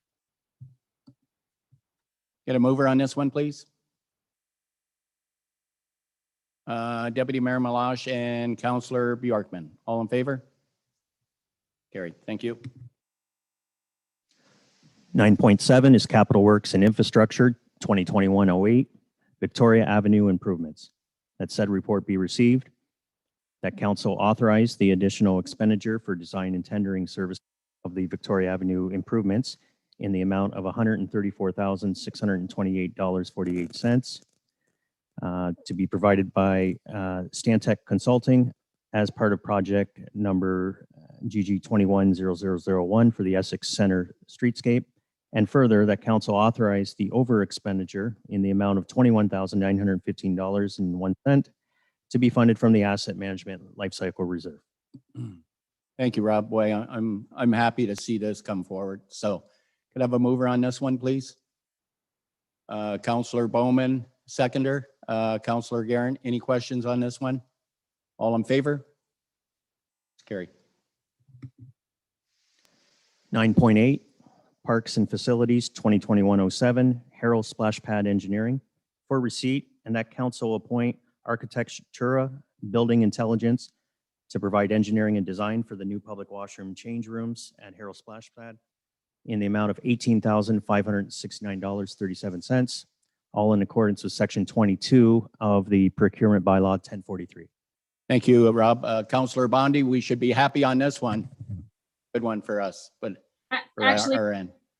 Go ahead. Actually, I would like to, if I'm going to put all my eggs in one basket and there's only so much money, as the Ward 4 rep here, I would like to table this until we can talk with the school board about the high school, because I believe that this is $150,000. And the people in my ward, yes, we would like bathrooms by the splash pad, but even more so, we would like a community cultural hub. And I know through talking with other counselors, they're like, it's $150,000 is not a deal breaker. But I believe that, looking under all the couch cushions might be necessary if we're going to look at a community facility. So I'm not sure what council thinks about it, but I'd rather have the community center than the bathrooms. So I'm looking to see if we could table this until we decide on what the cultural plan is for Harrow. That's going to be up to council. I'm going to leave it up to council right now. I mean, I think we should go ahead and we've been talking about washrooms there now for 2-3 years. And I don't know. Councillor Vandendolen, what do you think? Well, I just think it's very misguided to go back and try and rework, take things out of the budget we've already approved. I just think that's wrong-headed. I mean, we decided we needed these washrooms. We still need them. And especially to take the money out to put towards a project, which is still pie in the sky and might never happen, it just seems to be really questionable. Like I said before, there's no horse. We don't own the cart. It has no wheels. Why would we commit our money to it? We actually need washrooms there. That's a public park. That's something that's very concrete. And I think we should actually pour the concrete and do the work for taxpayers rather than cancel something we approved last year. No, Councillor, I agree, because there's a lot of residents that asked for washrooms there, and finally we got it into the budget. But anyways, Councillor Bjorkman, go ahead. Yeah, I'll make the motion to move forward with that. I agree that we need this.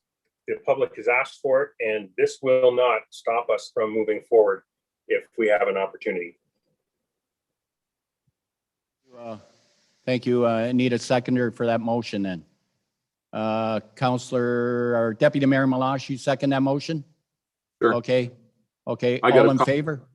I got a comment. You got a question? Go ahead. Comment. Go ahead. So I think I understand what Councillor Bondi's trying to get to, but I still think that even if we were not to build these washrooms and change rooms now where they're at, the high school is still too far to substitute for these. So we'd have to find this money somewhere in the future to put next to that splash pad, regardless of whether we bought the high school or not. Because the high school would be, change rooms and washrooms would be even further than what the arena washrooms would be. So I think it's something that we're going to need regardless. Even if we postpone this, if we bought the high school and turned it into a hub and a community center and so on, whatever we turn it into, we'd still build the washrooms at some point in time next to the splash pad. If we're going to be an alternative that we could use the high school's change rooms and washrooms instead of putting one here, then I would say yes, I'd be in favor of not moving forward. But I just don't see that is the potential.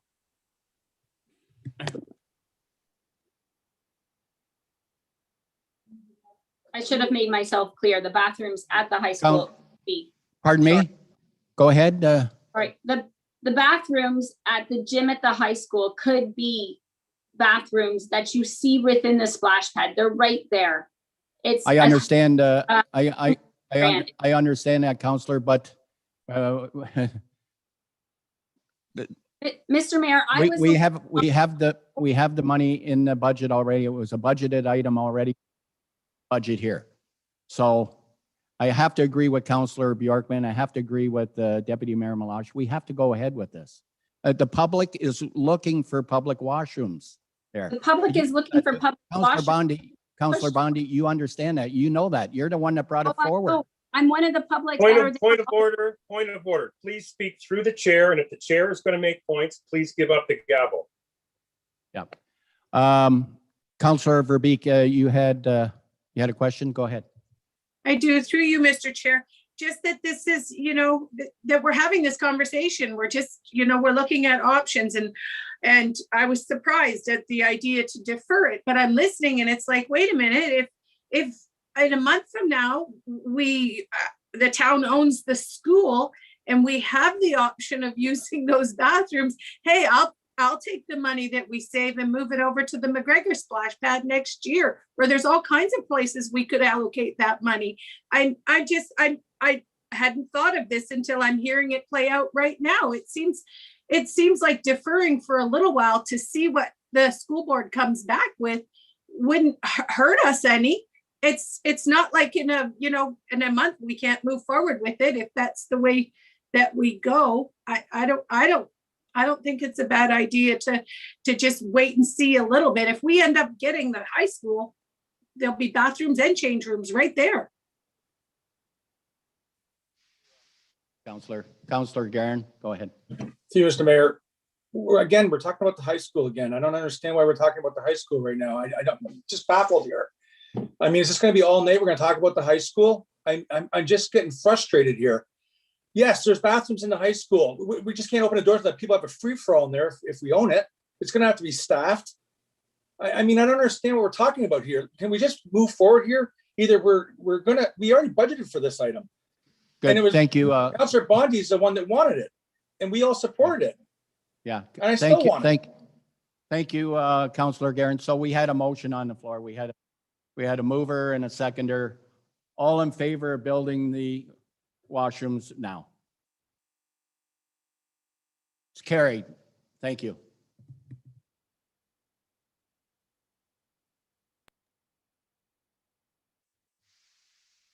Item 9.9 on this evening's agenda is Parks and Facilities 2021-08. Results a request for proposal for the Essex tennis courts. For receipt, Net Council approved the additional funding of $3,206.40 above the amount above the approved budget, with those funds coming from the Parks Contingency Reserve account. Further, that Council approved the additional funding of $86.4960 for windscreens, with the additional funding as well coming from the Parks Contingency Reserve. And that Council approved additional funding of $40,704 for court lighting, with again the additional funding coming from the Parks Contingency Reserve. And finally, that Council award the request for proposal to Greenlight General Contracting Inc. in the total amount of $292,560, which includes the above mentioned options for windscreens and court lighting. And I believe, Mr. Mayor, our Director of Community Services was looking to comment on this. Go ahead, Doug. Thank you, Mr. Mayor. And as our clerk just went through for this report, there are 5 recommendations, and I set that up on purpose so council can look at approving 1, just receiving it, can approve the additional 3,200 which came over budget, or 3 and 4 include options.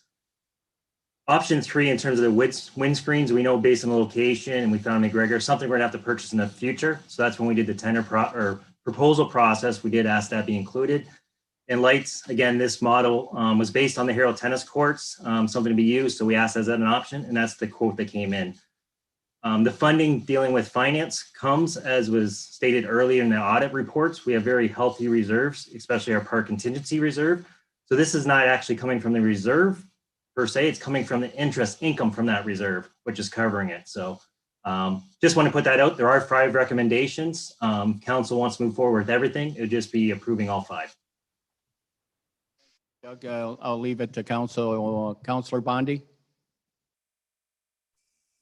Thank you, Mr. Mayor. I'd like to approve all 5 recommendations, but my one thing is, did we do any public consultation for the location of the splash pad? Because frankly, that bit us in the butt for the red sea can at the harbor, and I don't want to get into another one of those. So I think we do like first and second reading today, and then maybe do some public consultation, at least let people know.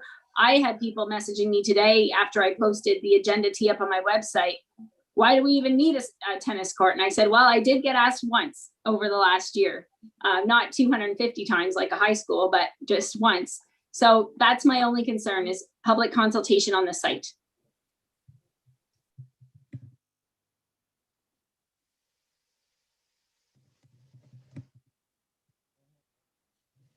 I don't know what's the matter with this mic. Doug, go ahead. You're muted. Thank you, Mr. Mayor.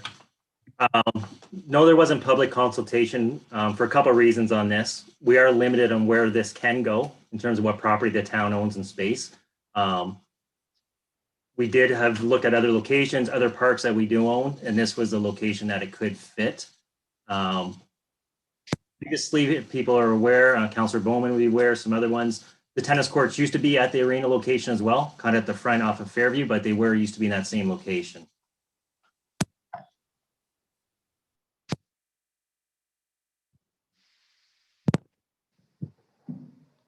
Council, just give us a few minutes. Can you hear me now? Can everybody hear me? Okay, because I was having trouble with my mic here. Okay, that's why, Doug, you couldn't hear me. Okay, Deputy Mayor Malash, you had. Thank you through you, Mr. Mayor, to Mr. Sweet, Director of Community Services. That location too, where we're putting it, let's say going forward, for whatever reason, we needed a fourth and maybe even a 5th court. Is there room there to expand? For you, Mr. Mayor, yes, there is. Right now, the courts would run parallel to the curve, kind of along the parking, so you still have property going towards Arner Town line. Okay, thank you very much. Thank you. Any other questions? So we had, Councillor Verbeek, you had a question, or are you going to second it? I had a comment, so I suppose I should wait till there's a seconder, because. No, go ahead. Go ahead with your comment. Go ahead. Okay, well, I'm going to not be supporting Councillor Bondi's motion, so I don't want that to be confused, because I'm looking at this and I'm thinking, wow, yes, the first couple of recommendations, but the 40,000 for the lights, that would go a long way towards a splash pad in McGregor. I was really glad to hear that the contingency funds are, well, Mr. Mayor, you and I spoke a little bit about that splash pad today. So I'm looking for every dollar we can put away for it. And I'm thinking, wait a minute, the location is great, but it's going to be pretty good lighting. Play after 9 o'clock at night, and then you can go to that brand new facility and see soccer, baseball, or football, right? But it's pretty well lit anyway with the new lighting in the arena. And you would be limited to during the night, but otherwise, it's already a 200,000 plus tennis court. I just wonder, could we look at some other things and maybe look at lighting in the future if it's needed? Because there's quite a bit. Our church just put in a whole bunch of brand new lights that are light up that whole block. and the arena parking lot as well. I'm just looking, it's another 40,000 and we're like, we're gonna be needing money for next year's splash pad, hopefully. I'll go to Doug first, Councillor Bjorkman. Doug wants. Here, Mr. Mayor, as administration, I think this funding should be allocated. I think it's a worthwhile project. And we did talk to the consultant. If you wanted to add lighting in the future, it would be a lot more expensive. We're just looking at baseball diamonds. It's almost double to triple because now the foundation's not there. So you can put all the infrastructure in right at this time. And that's why they also can attach right to the pole barn infrastructure in terms of lighting. So if you are ever going to put lighting, this is the ideal time to do it. Councillor Bjorkman, go ahead. Yes, I'm just seconding the motion for all 5. Okay, thank you. And I have one other councillor who wants to speak. Councillor Guerin, go ahead. Thank you, Mr. Mayor. Yeah, just on the lighting, I agree it would be cheaper to do it now. I think in the end, we want these courts to be used. And you look at a day like today or a weekend like we just had, and I can see more people having interest playing after the sun goes down. It's a little bit not quite as hot under the lights as opposed to in the middle of the afternoon. So I think the light affords us the opportunity for the investment to be used. It's $40,000, but I really think in the long haul it's a useful investment. So I'm in favor of that. Okay, thank you, Councillor. Now, Councillor Bowman, you had a comment? Yeah, I think the lights are an important part because tennis courts are used earlier in the spring, later in the fall, and as long as it's not wet, they're out there playing. So those carry on.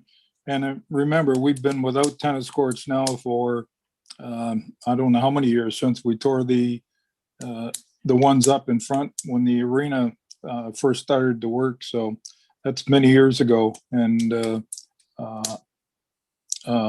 we've heard over the years about when's our tennis courts keep coming back.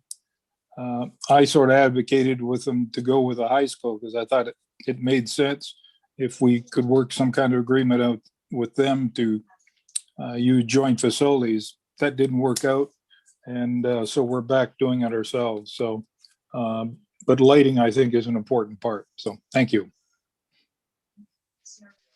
Councillor Bowman. So on the motion, all in favor? And that's carried. Thank you. Thank you, Doug. Nine point 10 on this evening's agenda is Legal and Legislative Service 2021-11, Court of Revision for Graveline Drain, New Bridge at MN 1241, and Maintenance Schedule of Assessment. That the following 3 members of the Drainage Board, Janice Doherty, Percy Dufour, and Luke Martin be appointed to sit as members of the Court of Revision, scheduled to be convened for 5 p.m. on July 6th. And that bylaw 2023 being a bylaw to provide for the Graveline Drain be read a first and second time and be provisionally adopted this evening. Have a mover on this one, please. Councillor Bowman, and I need a seconder, please.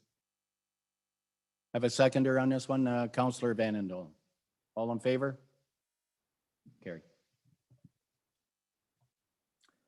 9.11 on this evening's agenda is Legal and Legislative Services 2021-12, Land Acknowledgement Statement. That said report be received, that the land acknowledgement statement noted below be provisionally adopted for a 6-month trial period. Further, that the land acknowledgement statement be read at the beginning of all regular council meetings and at other such special events as may be determined from time to time by the mayor, and that the land acknowledgement statement noted be further placed on the website of the town of Essex. And through you, Mr. Mayor, if I possibly have 3 or 4 minutes just to do a short overview of this report that we brought to council. A land acknowledgement is an act of reconciliation that involves making a statement, whether it's at the beginning of a meeting or an event or a gathering. The purpose of that statement, though, is to recognize the traditional territory of the Indigenous people who called the land home before the arrival of settlers. The purpose of such a statement is also to recognize those Indigenous groups that originally occupied the land that we are upon. At the time of European settlement, First Nations living within the boundaries of the town of Essex, as we now know them, were the Three Fires Confederacy, which is composed of the Ojibwe, the Odawa, and the Potawatomi peoples, and the Huron-Wyandot peoples. Reconciliation with Indigenous peoples is not a task of the past, but one that must continue today.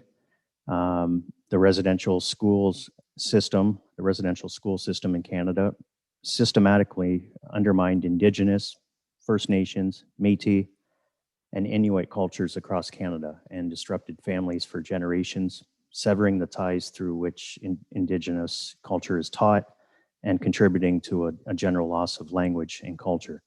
And of course, the nation has been shocked to hear recently about the discovery of the remains of the 215 children at the former Kamloops residential school. So reconciliation is needed now. And a land acknowledgement statement for the town of Essex, well, just a very small part thereof will help contribute to the hearing and the reconciliation needed across Canada. So getting back to the report, administration reviewed a number of other land acknowledgement statements. We did some consultations with municipalities and other community champions, and we made efforts to consult with our local First Nations in the drafting of that statement. We did recently, as recently as just this past Friday, we did receive some feedback from the Caldwell First Nation. We haven't heard from the Walpole Island First Nation and the Anishinaabe Nation. We're still waiting to hear from them. But the feedback we received from the Caldwell First Nation, the representative that communicated with us, stated that they do not generally participate in developing land acknowledgements, but they encouraged us to develop one as it shows a true history of Indigenous peoples. And so that's the other part of this report, to allow for other and continuing feedback to be received. A 6-month trial period is being proposed. In the meantime, it's recommended that the proposed statement be used on a provisional basis, commencing with the June 21st meeting. And then at the end of the full consultation period, council can adopt and continue to use the appropriate land acknowledgement statement. And again, in looking at this, we adopted a statement that is very similar to the one that IRCA uses, very similar to the one that the Amherstburg uses. We consulted with the public school board uses a land acknowledgement statement. As far as municipalities, I believe a number of them are looking at adopting a land acknowledgement statement as we speak. I believe Amherstburg is the only one locally out of the county municipalities that has put it into and incorporated it as part of their meetings. And so this report recommends that we do the same. Thank you, Mr. Mayor. So on this one here, what's the desire council here on this here? Councillor Verbeek, go ahead. You want to move this? Sure. I want to move it. So is that, I'm just Okay. making. Yep. I'll Okay. comment. Okay, you're the mover, seconder on this one?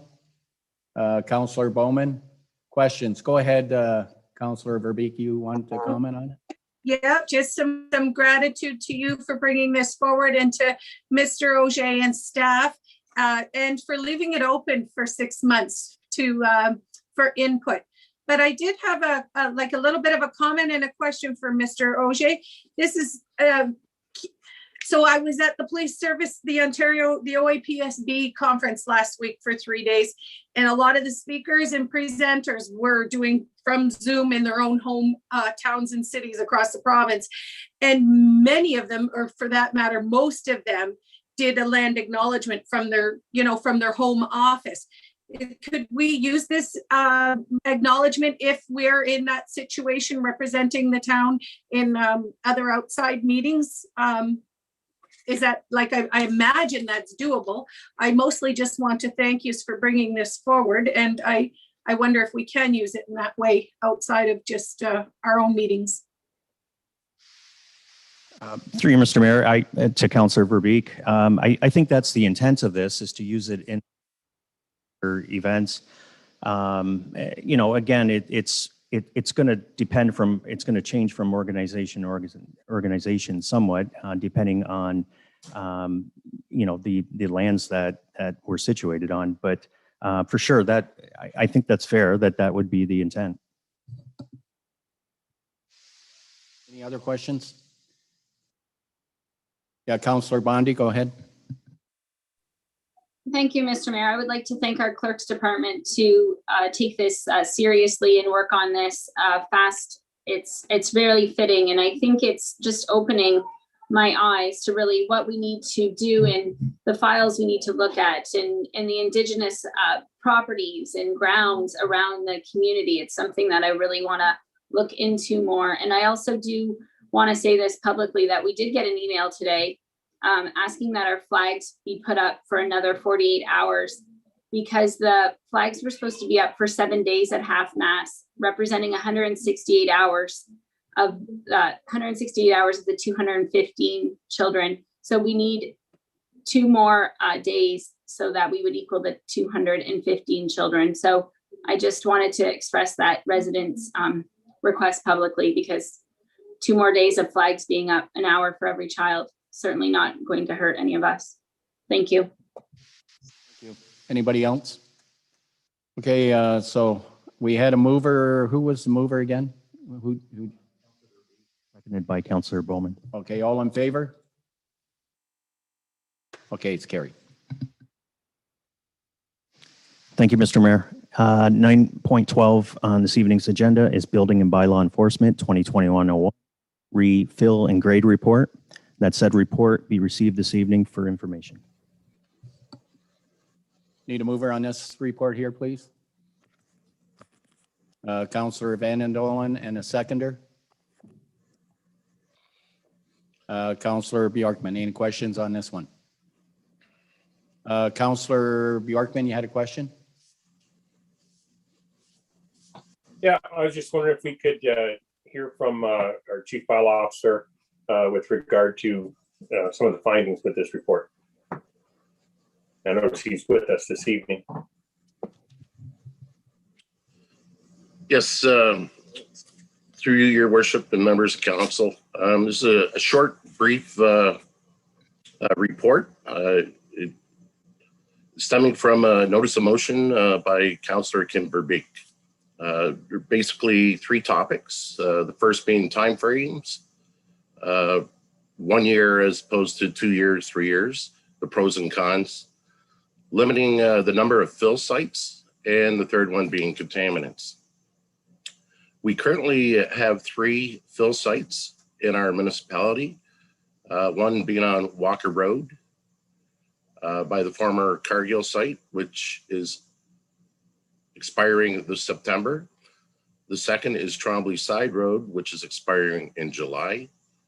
And the third is County Road 12 East, which is expiring in August.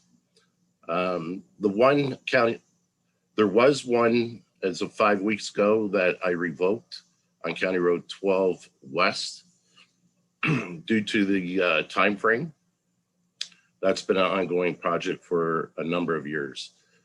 They will be making an application for renewal. So the first item, timeframes, the pros and cons. The prior bylaw, prior to bylaw, the current bylaw 1799, there were no closure dates for the fill bylaw. The new bylaw being in place today limits it for a maximum 1 year.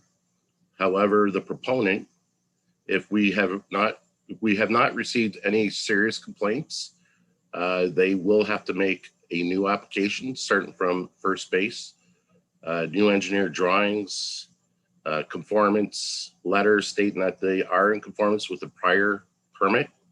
And again, I want to stress no serious complaints. The second The second item being limiting the number of fill sites. Prohibiting the extension or renewal of an existing one-year fill permit on larger projects being 5 acres or greater in lot size may cause a rush to complete the work within a time frame of their original permit and could exacerbate the issues into one compressed calendar year, such as greater daily amounts of dust, truck traffic, road damage, erosion, drainage, and other social, health, and environmental concerns, which would all be compressed into 1 year. So it's 6 of one, half dozen of the other. If it's smaller sites being less than 5 acres, we would certainly expect that site to be completed within that calendar year. However, the 3 active sites that we have are large. They are greater than 5 acres. The Trombley Side Road, I expect to be finished before July of this year when their permit is expired. Walker Road, the former Cargill, I do not expect that one to be finished this year, so they'll have to start all over again. The third, County Road 12 East, I would expect that to be completed by August of this year, again, before their permit expires. The third item being contaminants. The soils must be tested prior to importing. That has to be backed up by the project engineer. We do not conduct testing during or after placement. However, we do visit the site quite often. If we have complaints or we notice any contaminants, we will put a stop to that project immediately. So basically, as I said, it's a short report. It's from a notice of motion. If council has any questions, I'm certainly willing to answer. Any questions? Councillor Verbeke had a question. Go ahead. I do. And thanks through you, Mr. Mayor, and thanks for the summary, Mr. Carter. And thank you, for your time in meet with in the deputy on this.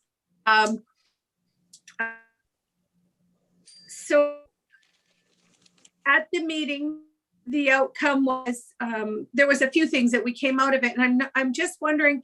The deputy mayor had made a suggestion, and I understood that your team was going to look at potential for to address the contaminant, because the potential for getting contaminant soil, because it's always there. They can tell us they're not bringing it, and so it was suggested that maybe you could force some testing, ongoing testing, maybe during and at the end of the permit period, at the expense and at risk of not regaining their deposit. Did that go anywhere? I know we left, you were going to look into the potentially implementing something like, or putting something like that into it. And maybe the deputy mayor can clarify, because it was his suggestion and I really liked it. I just didn't see it in here. Okay, thank you. Thank you, Councillor. Can you answer that, Kevin?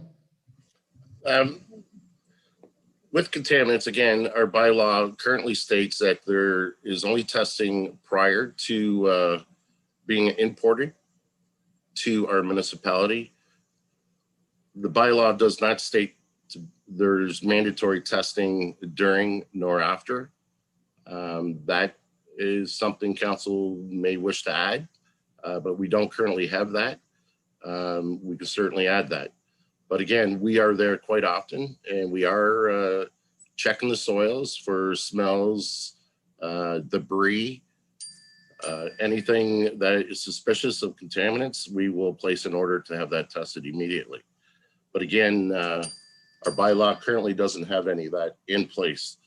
But going back to limiting the number of sites, limiting the number of sites where fill can be brought in is contrary to the principles of permitting process due to creating conflicts evolving from the minimum sites throughout the municipality. This process could also create conflicts with administration as fairness and integrity could come into question. So limiting the sites was another question asked of me.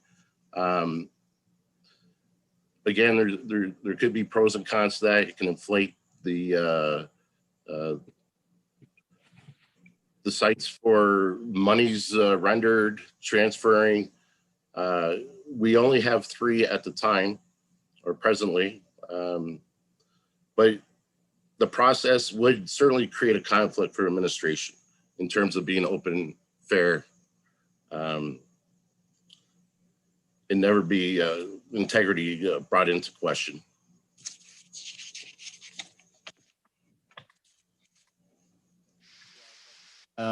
Councillor Verbeek, you add further to this? I do, thank you. And again, I just, the meeting was really educational for me, and it was brought about because of my motion, right? And it was driven by, the neighbors to some of the sites that were ongoing. So it was suggested that maybe, if they couldn't renew after twice, instead of, renewing 4, 5, 6 times, and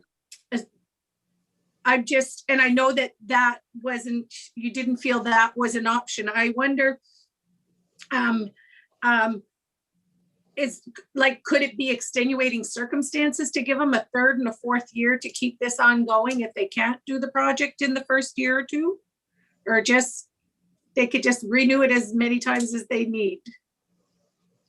That was what brought about that meeting. I just wanted to, say that was what drove my asking all these questions. That's brought us back to the table. Was definitely resident driven, right? Correct.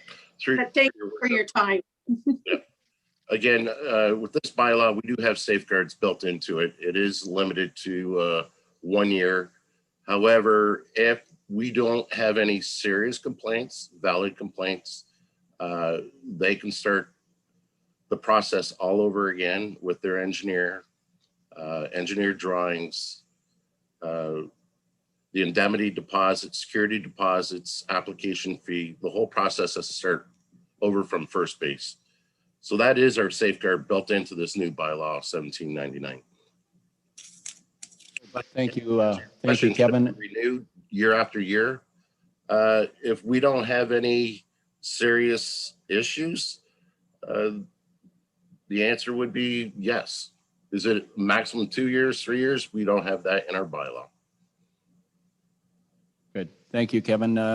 Deputy Mayor Malashi, you had a question? Go ahead. Yes, thank you. And through you, Mr. Mayor, to Mr. Carter. So the soil testing, what I'd like to see, and Councillor Verbeek was thinking the same lines, was that we do testing, but maybe just at the end of the life of the fill. So I don't know whether it would be you as our chief bylaw officer, or if it would be the ministry that would decide what locations and how many locations. Maybe it's based on the number of acres that are being, the number of samples would be based on the number of acres of the site. But at the end of the contract, when they're completely finished, that we do testing on the soil ourselves. That would be the cost of that would be taken out of the deposit that's been placed on the property. So what's your comment on that? Through you, your worship, currently we don't have that mandated into our current bylaw. The costs associated with that could be hefty. The way our bylaw is written right now is to test the site where it's coming from, the history of that site for contaminants prior to even it coming into our municipality. That's our safeguard that's built in. We checked other bylaws throughout the county and Chatham-Kent. They don't require any mandatory testing at the end of the project. But it's certainly something we can look at, find out what those costs are. The way we have it, the engineer for the project has to sign off stating that there are no contaminants at the end of the project to close out the permit process. But it's something we could look at.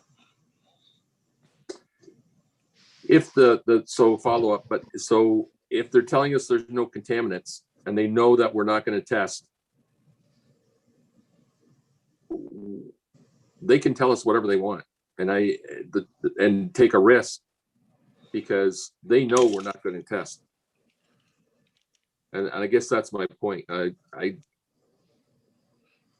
I understand as a resident of, if I'm neighboring this property, I don't know if I'd be comfortable saying that, okay, let's take the word of whoever's bringing the soil in that there's no contaminants. Because there's no behind the scenes follow-up.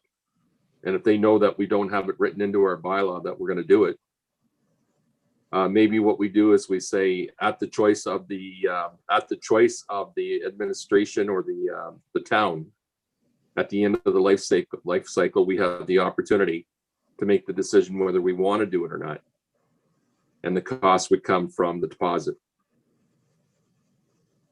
Through you, your worship, that's something we could look at, but keep in mind the engineer for the project has to sign on and he has to sign off, and he has a code of ethics that he has to comply with, for his license would be jeopardized. But again,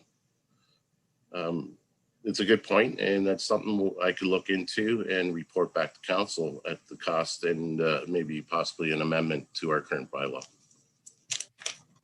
I think that, Kevin, I think that's a way to go. I agree with Deputy Mayor Malash here.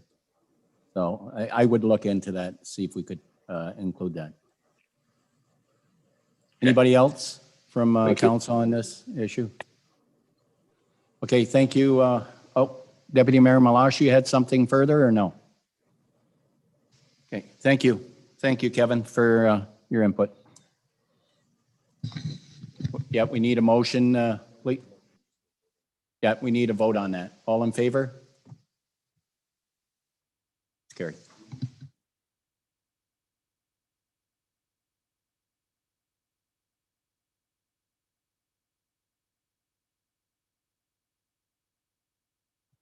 What, council, we might need direction there for just receive it and then have administration come back with the report. Okay. Yeah, Councillor Van Andel and Councillor Bjorkman, you're okay with that? Yes. Okay. Thank you. Thank you, council.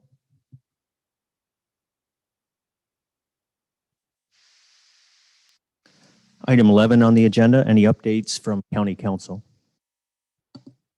Nothing. We didn't have much of a meeting there last meeting. No, nothing for me. Deputy Mayor, nothing. No. Item 12.1, correspondence to be received, that all of the correspondence listed in 12.1 further share such information with the community. Okay, I'll get a motion to receive all the correspondence, and if there's something that Councillor Guerin as seconder, Councillor Verbeek, all in favor? That's carried. Is there any part of this correspondence that council wants to talk about? Okay, thank you. Item 12.2, correspondence to be. First item is correspondence from the St. Paul's Anglican Church. New community flag requests for Windsor Essex Pride Festival 2021, being held from August 6th to August 8th, 2021. That the requests for the Pride flag to be flown in front of Town Hall during the week of August 6th to the 8th, 2021 for Windsor Essex Pride Festival be received or received and supported. Deputy Mayor Malash, receive and support? Please, received and supported. Okay, seconder, Councillor Bowman. Any questions? All in favor? Carried. 12.2.2 under correspondence is correspondence flag request for transgender conference, being held November 19th, 2021. That the request for the pride flag to be flown in front of Town Hall on November 19th, 2021 be received or received and supported.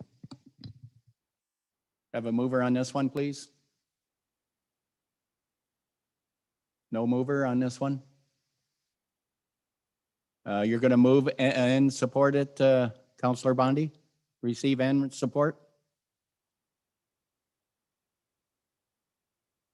Okay. Seconder? Councillor Verbeek. All in favor of this one? Carried. Item 13, committee meeting minutes, that all of the minutes listed in item 13, together with any recommendation of council, be received, approved, and adopted as circulated. Mover on these, please, on the committees, Councillor Bowman and Councillor Verbeek.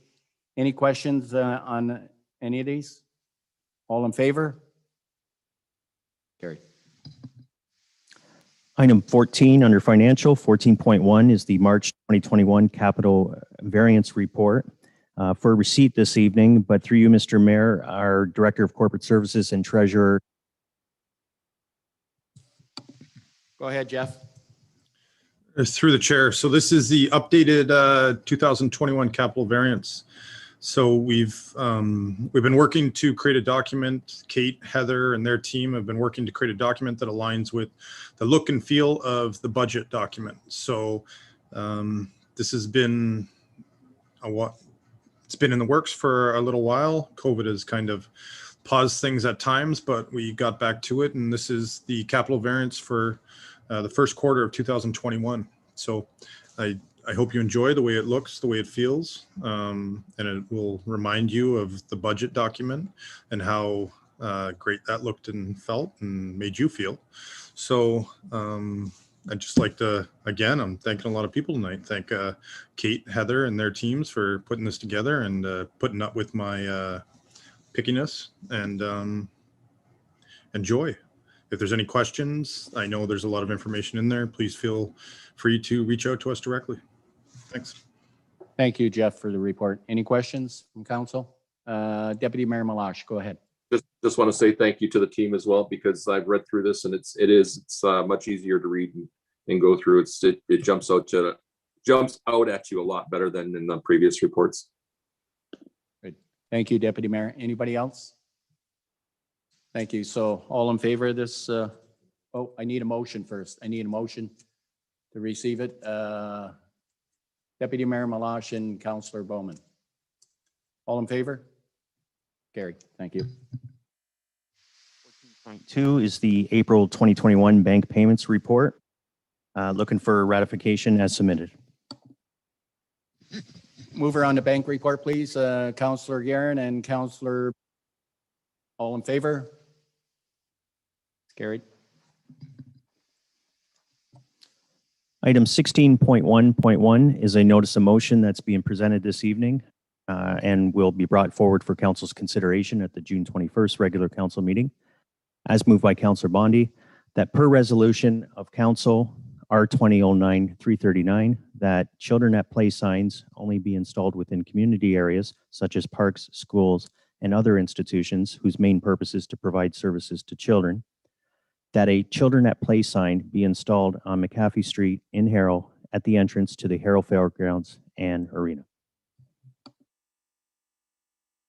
Item 17 is reports and announcements from all of the council members.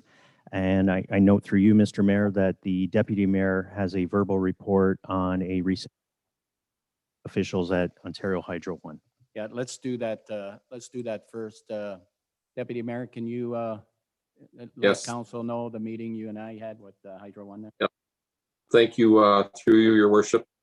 And council has seen this report, but this is so that general public knows what's going on with and the efforts that our council is making to Hydro One for better service in our areas. So on Friday, May the 7th, the mayor and I met with the senior officials at Ontario Hydro. And I want to thank our clerk, Robert Auger, for taking detailed notes of our meeting.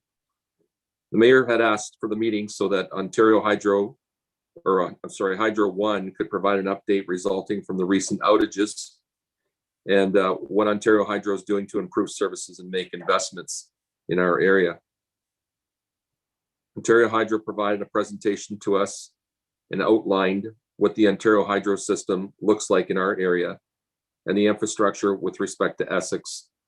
The current Hydro One system in Essex County involves 6 transmission stations and 15 distribution state stations, together with 70 distribution lines. The Lausanne Transformer Station, known as TS, and the Kingsville Transformation Station are the 2 main feeds specifically for the town of Essex. Ontario Hydro stated that their reliability improvements actually began in 2017, but are continuing with requests to both the Lausanne and the Kingsville transfer stations. And these improvements have consisted of conducting infrared scans along the distribution lines in order to source, locate, and fix hotspot problems areas for replacement. And it's also involved the installation of remote control and smart switches at key impact points along both the Lausanne and Kingsville transfer station lines. The key to these remote control and smart switches is that they provide for quicker response and restoration times when there are outages along those lines. Ontario Hydro has further modernized the Kingsville transfer station through various upgrades of protective equipment, such as protection relays designed to control breakers to prevent tripping and to isolate the tripping to certain areas so that it doesn't impact further areas along the distribution network.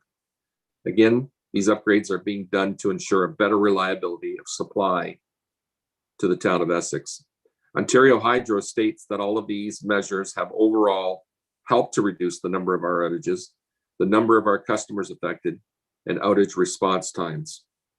With respect to other ongoing and future investments, Ontario Hydro states that it continues to install more remote operable switches and devices in order to transfer loads between feeders and sectionalized outages. They are continuing to install additional fault indicators along the Kingsville transfer station feeds in order to further improve outage response times. Over 250 kilometers of vegetation management is being conducted in 2021 and across Essex County in order to lower tree-related outages. And there's ongoing refurbishment and replacement of distribution poles to ensure more reliable supplies. The mayor in particular asked Ontario Hydro if part of the problems with respect to recent outages affecting the Harrow-Colchester area and other areas in the south were a result of the Kingsville transfer station suffering an overload in demand caused from increased demand from local greenhouse operations. Ontario Hydro responded that they are not aware that this is an issue, and further, while they will investigate more, it's not very likely to be the cause. Hydro One stated that Kingsville Transportation has sufficient capacity and already factors for the greenhouses. And as an aside, if it ever became apparent that the demand from the greenhouses was putting too much pressure on the Kingsville transfer station, then accordingly there would be upgrades to the system. But this is not their information at this time. Ontario Hydro further commented that they are aware of the large ongoing and future expansion of the town of Essex, with an increase of over 800 homes expected in the future. And they advised that the Kingsville transfer station and the Lausanne transfer station still have sufficient ability and apparatus to accommodate the expected increase in demand. But as always, they will continue to analyze, and together with ongoing cooperation from ELK, will continue to review future regional plans so as to be prepared to accommodate all future needs. I asked if Ontario Hydro has future plans for a transfer station coming to the southwest portion of Essex, commenting in particular that there's been an increased demand among the County Road 50 corridor, and there will be considerate to a future transfer station specific to that area instead of drawing exclusively from the Kingsville transfer station. Ontario Hydro replied that there are no immediate plans for this, but this is something that they will take back and start reviewing as part of an ongoing plan, and they will assess and review the need of the feasibility of this for the future. I further asked about the flickers and momentary outages that seem to be occurring in the same southwest portion of the town, and asked whether it was due to aging of assets of Ontario Hydro. And they replied that it does not appear to be due to aging assets, and that the issue still largely appears to be weather and or animal related. But it's hoped that this will decrease due to the ongoing improvements referenced earlier with the vegetation elimination. I then asked about the southwest and northeast area of Talbot Road as Essex, in which area service is split between Hydro One and Elk. I acknowledge that while the area of service along the corridor is split between the two companies, I asked if it might be feasible to set it up so that if the northeast area fails, then we'd automatically switch to draw power from the other side of town. If feasible, this will be ideal as it could provide for immediate resumption of services. And Ontario Hydro indicated that this was something that would obviously need to be considered or discussed with ELK. And they stated that they would reach out to ELK to have this discussion and see if this is feasible. I believe by initiating this meeting that Hydro One understands that Essex Council has major concerns that we will not let lie in regard to consistent and quality hydro service for our residents. Both individuals that we met with seem to have a genuine desire to help towards our goal and have agreed to meet with us again, both the mayor and I, within a 6-month time frame for a further evaluation. Hopefully, this is the start of a better relationship that can start a more speedy recovery of hydro service to our customers, more particular to those residents fed by the Kingsville transportation. If council members have any questions in regard to the meeting, please don't hesitate to reach out or ask the questions right now. But I think you've all had this report, and I have answered a few questions from individual councilors already. But if you have any other comments or questions. Good. Thank you. Thank you very much, Deputy Mayor, for bringing that report forward. I think in our meeting, I think the Deputy Mayor and myself, we were quite direct at our questioning, and we wanted to know where the problems were. And we did get some answers, and Ontario Hydro said they continue to work on the problem, and a lot of the problems were them switches, right, Deputy Mayor? The switches coming in, failing. So they said they're upgrading all the way along. So hopefully we have improvement. I don't know if we had any outages lately, but I do believe that our hydro problems are getting better. And I think the working relationship between Ontario Hydro and Elk, I think, is going to be a lot stronger now after that meeting. And I know for a fact that Hydro One has been in contact with Elk right after that meeting. So I think it was a very, very productive meeting. So once again, thank you, Deputy Mayor, for sharing that report with council. Any questions? I think most of the questions were already answered by the Deputy Mayor. So once again, thank you. Any other questions for any of the correspondence that was in here? Reports, I mean? Nothing. Okay, thank you. Thank you, Mr. Mayor. We're now at agenda item 18, bylaws. 18.1.1 is bylaw 2000, being a bylaw to provide for the Barrett Drain for third reading this evening. Have a mover on that one, please. Councillor Vanendel and Councillor Bowman. All in favor? Carried. Bylaw 2020, being a bylaw to confirm the proceedings from the May 17th regular council meeting, also for third reading. Mover on that one, please. Councillor Guerin and Councillor Verbeek. All in favor? Thank you. It's carried. For three readings this evening, bylaw 2026, being a bylaw to appoint designated members of the Canadian as municipal bylaw enforcement officers for the town of Essex. Mover on that one, please. Counselor Bjorkman and Counselor Bowman, all in favor? It's carried. Thank you. Bylaw 2027 being a bylaw to confirm the proceedings of this June 7th, 2021 regular council meeting. Mover, please. Counselor Bjorkman and Counselor Guerin, all in favor? Thank you, and I'll need a motion to adjourn. Mr. Mayor? Pardon me. Go ahead. Just Go ahead. before, we didn't have council statements, and we did all the reports, but we never got to individual. Oh, I'm sorry. I'm sorry. report. Yep. Sorry about that, Counselor. That's my fault. Okay, I'll start with you. That'd be wonderful.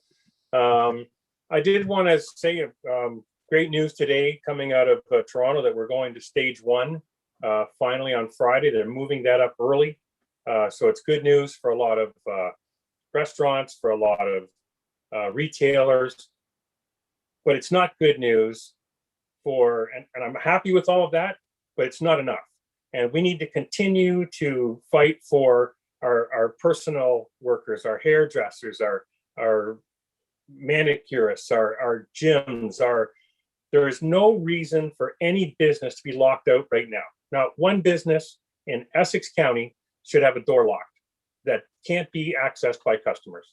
And it's tremendous that we're getting this start for some of us, but we need it for all of us. And I just think it's still just important that we support these people. If you're still writing letters, keep writing the letters. If you're still calling people, call people. It's all we can do, but it's what we can do, because there's nobody that shouldn't be able to go to work right now. We know how to keep safe. We know how to take care of each other. We've got vaccines. Over 70% was the last number they put out. So we're not there yet. It's a good news story for some come Friday, but there's a lot of people still suffering, and they're going to be that way for another 3 to 5 to 6 weeks. And it's just too long. So that's all that. Thank you. I agree with you 100%. We got to get these businesses open. We have to get them open. Counselor Van Endolen, you were next. Any tonight? Nothing tonight. Thank you. Counselor Bondi, anything tonight? Thank you, Mr. Mayor. I would just like to thank the hundreds of residents, service groups, and people who have reached out to council, and I am going to, commit to working for the community. Thank you. Counselor Guerin, anything tonight? Yep, through you, Mr. Mayor. So I just wanted to, I know earlier tonight, those that are traveling Highway 3 coming into Essex or going through Essex Center were rerouted. There was a tractor trailer rollover in between Maidstone Town Line and Victoria. The tractor trailer was carrying large gravel, stone, and rock. I'm not too sure what the details are on why the accident, but it was an accident. It wasn't related to the construction going on Highway 3, and just hoping that everyone involved, including the driver, is safe, which I'm hearing that the driver is safe and okay. So I just wanted to make everyone aware that that happened, and that's why.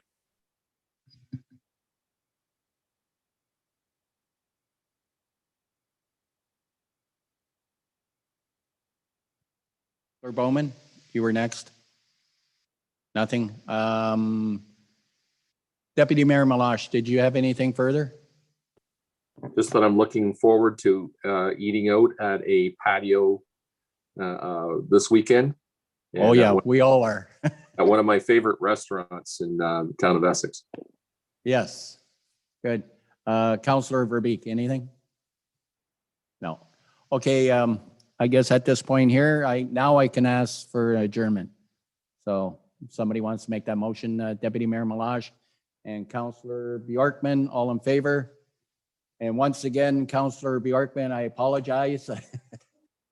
I didn't realize we did go through.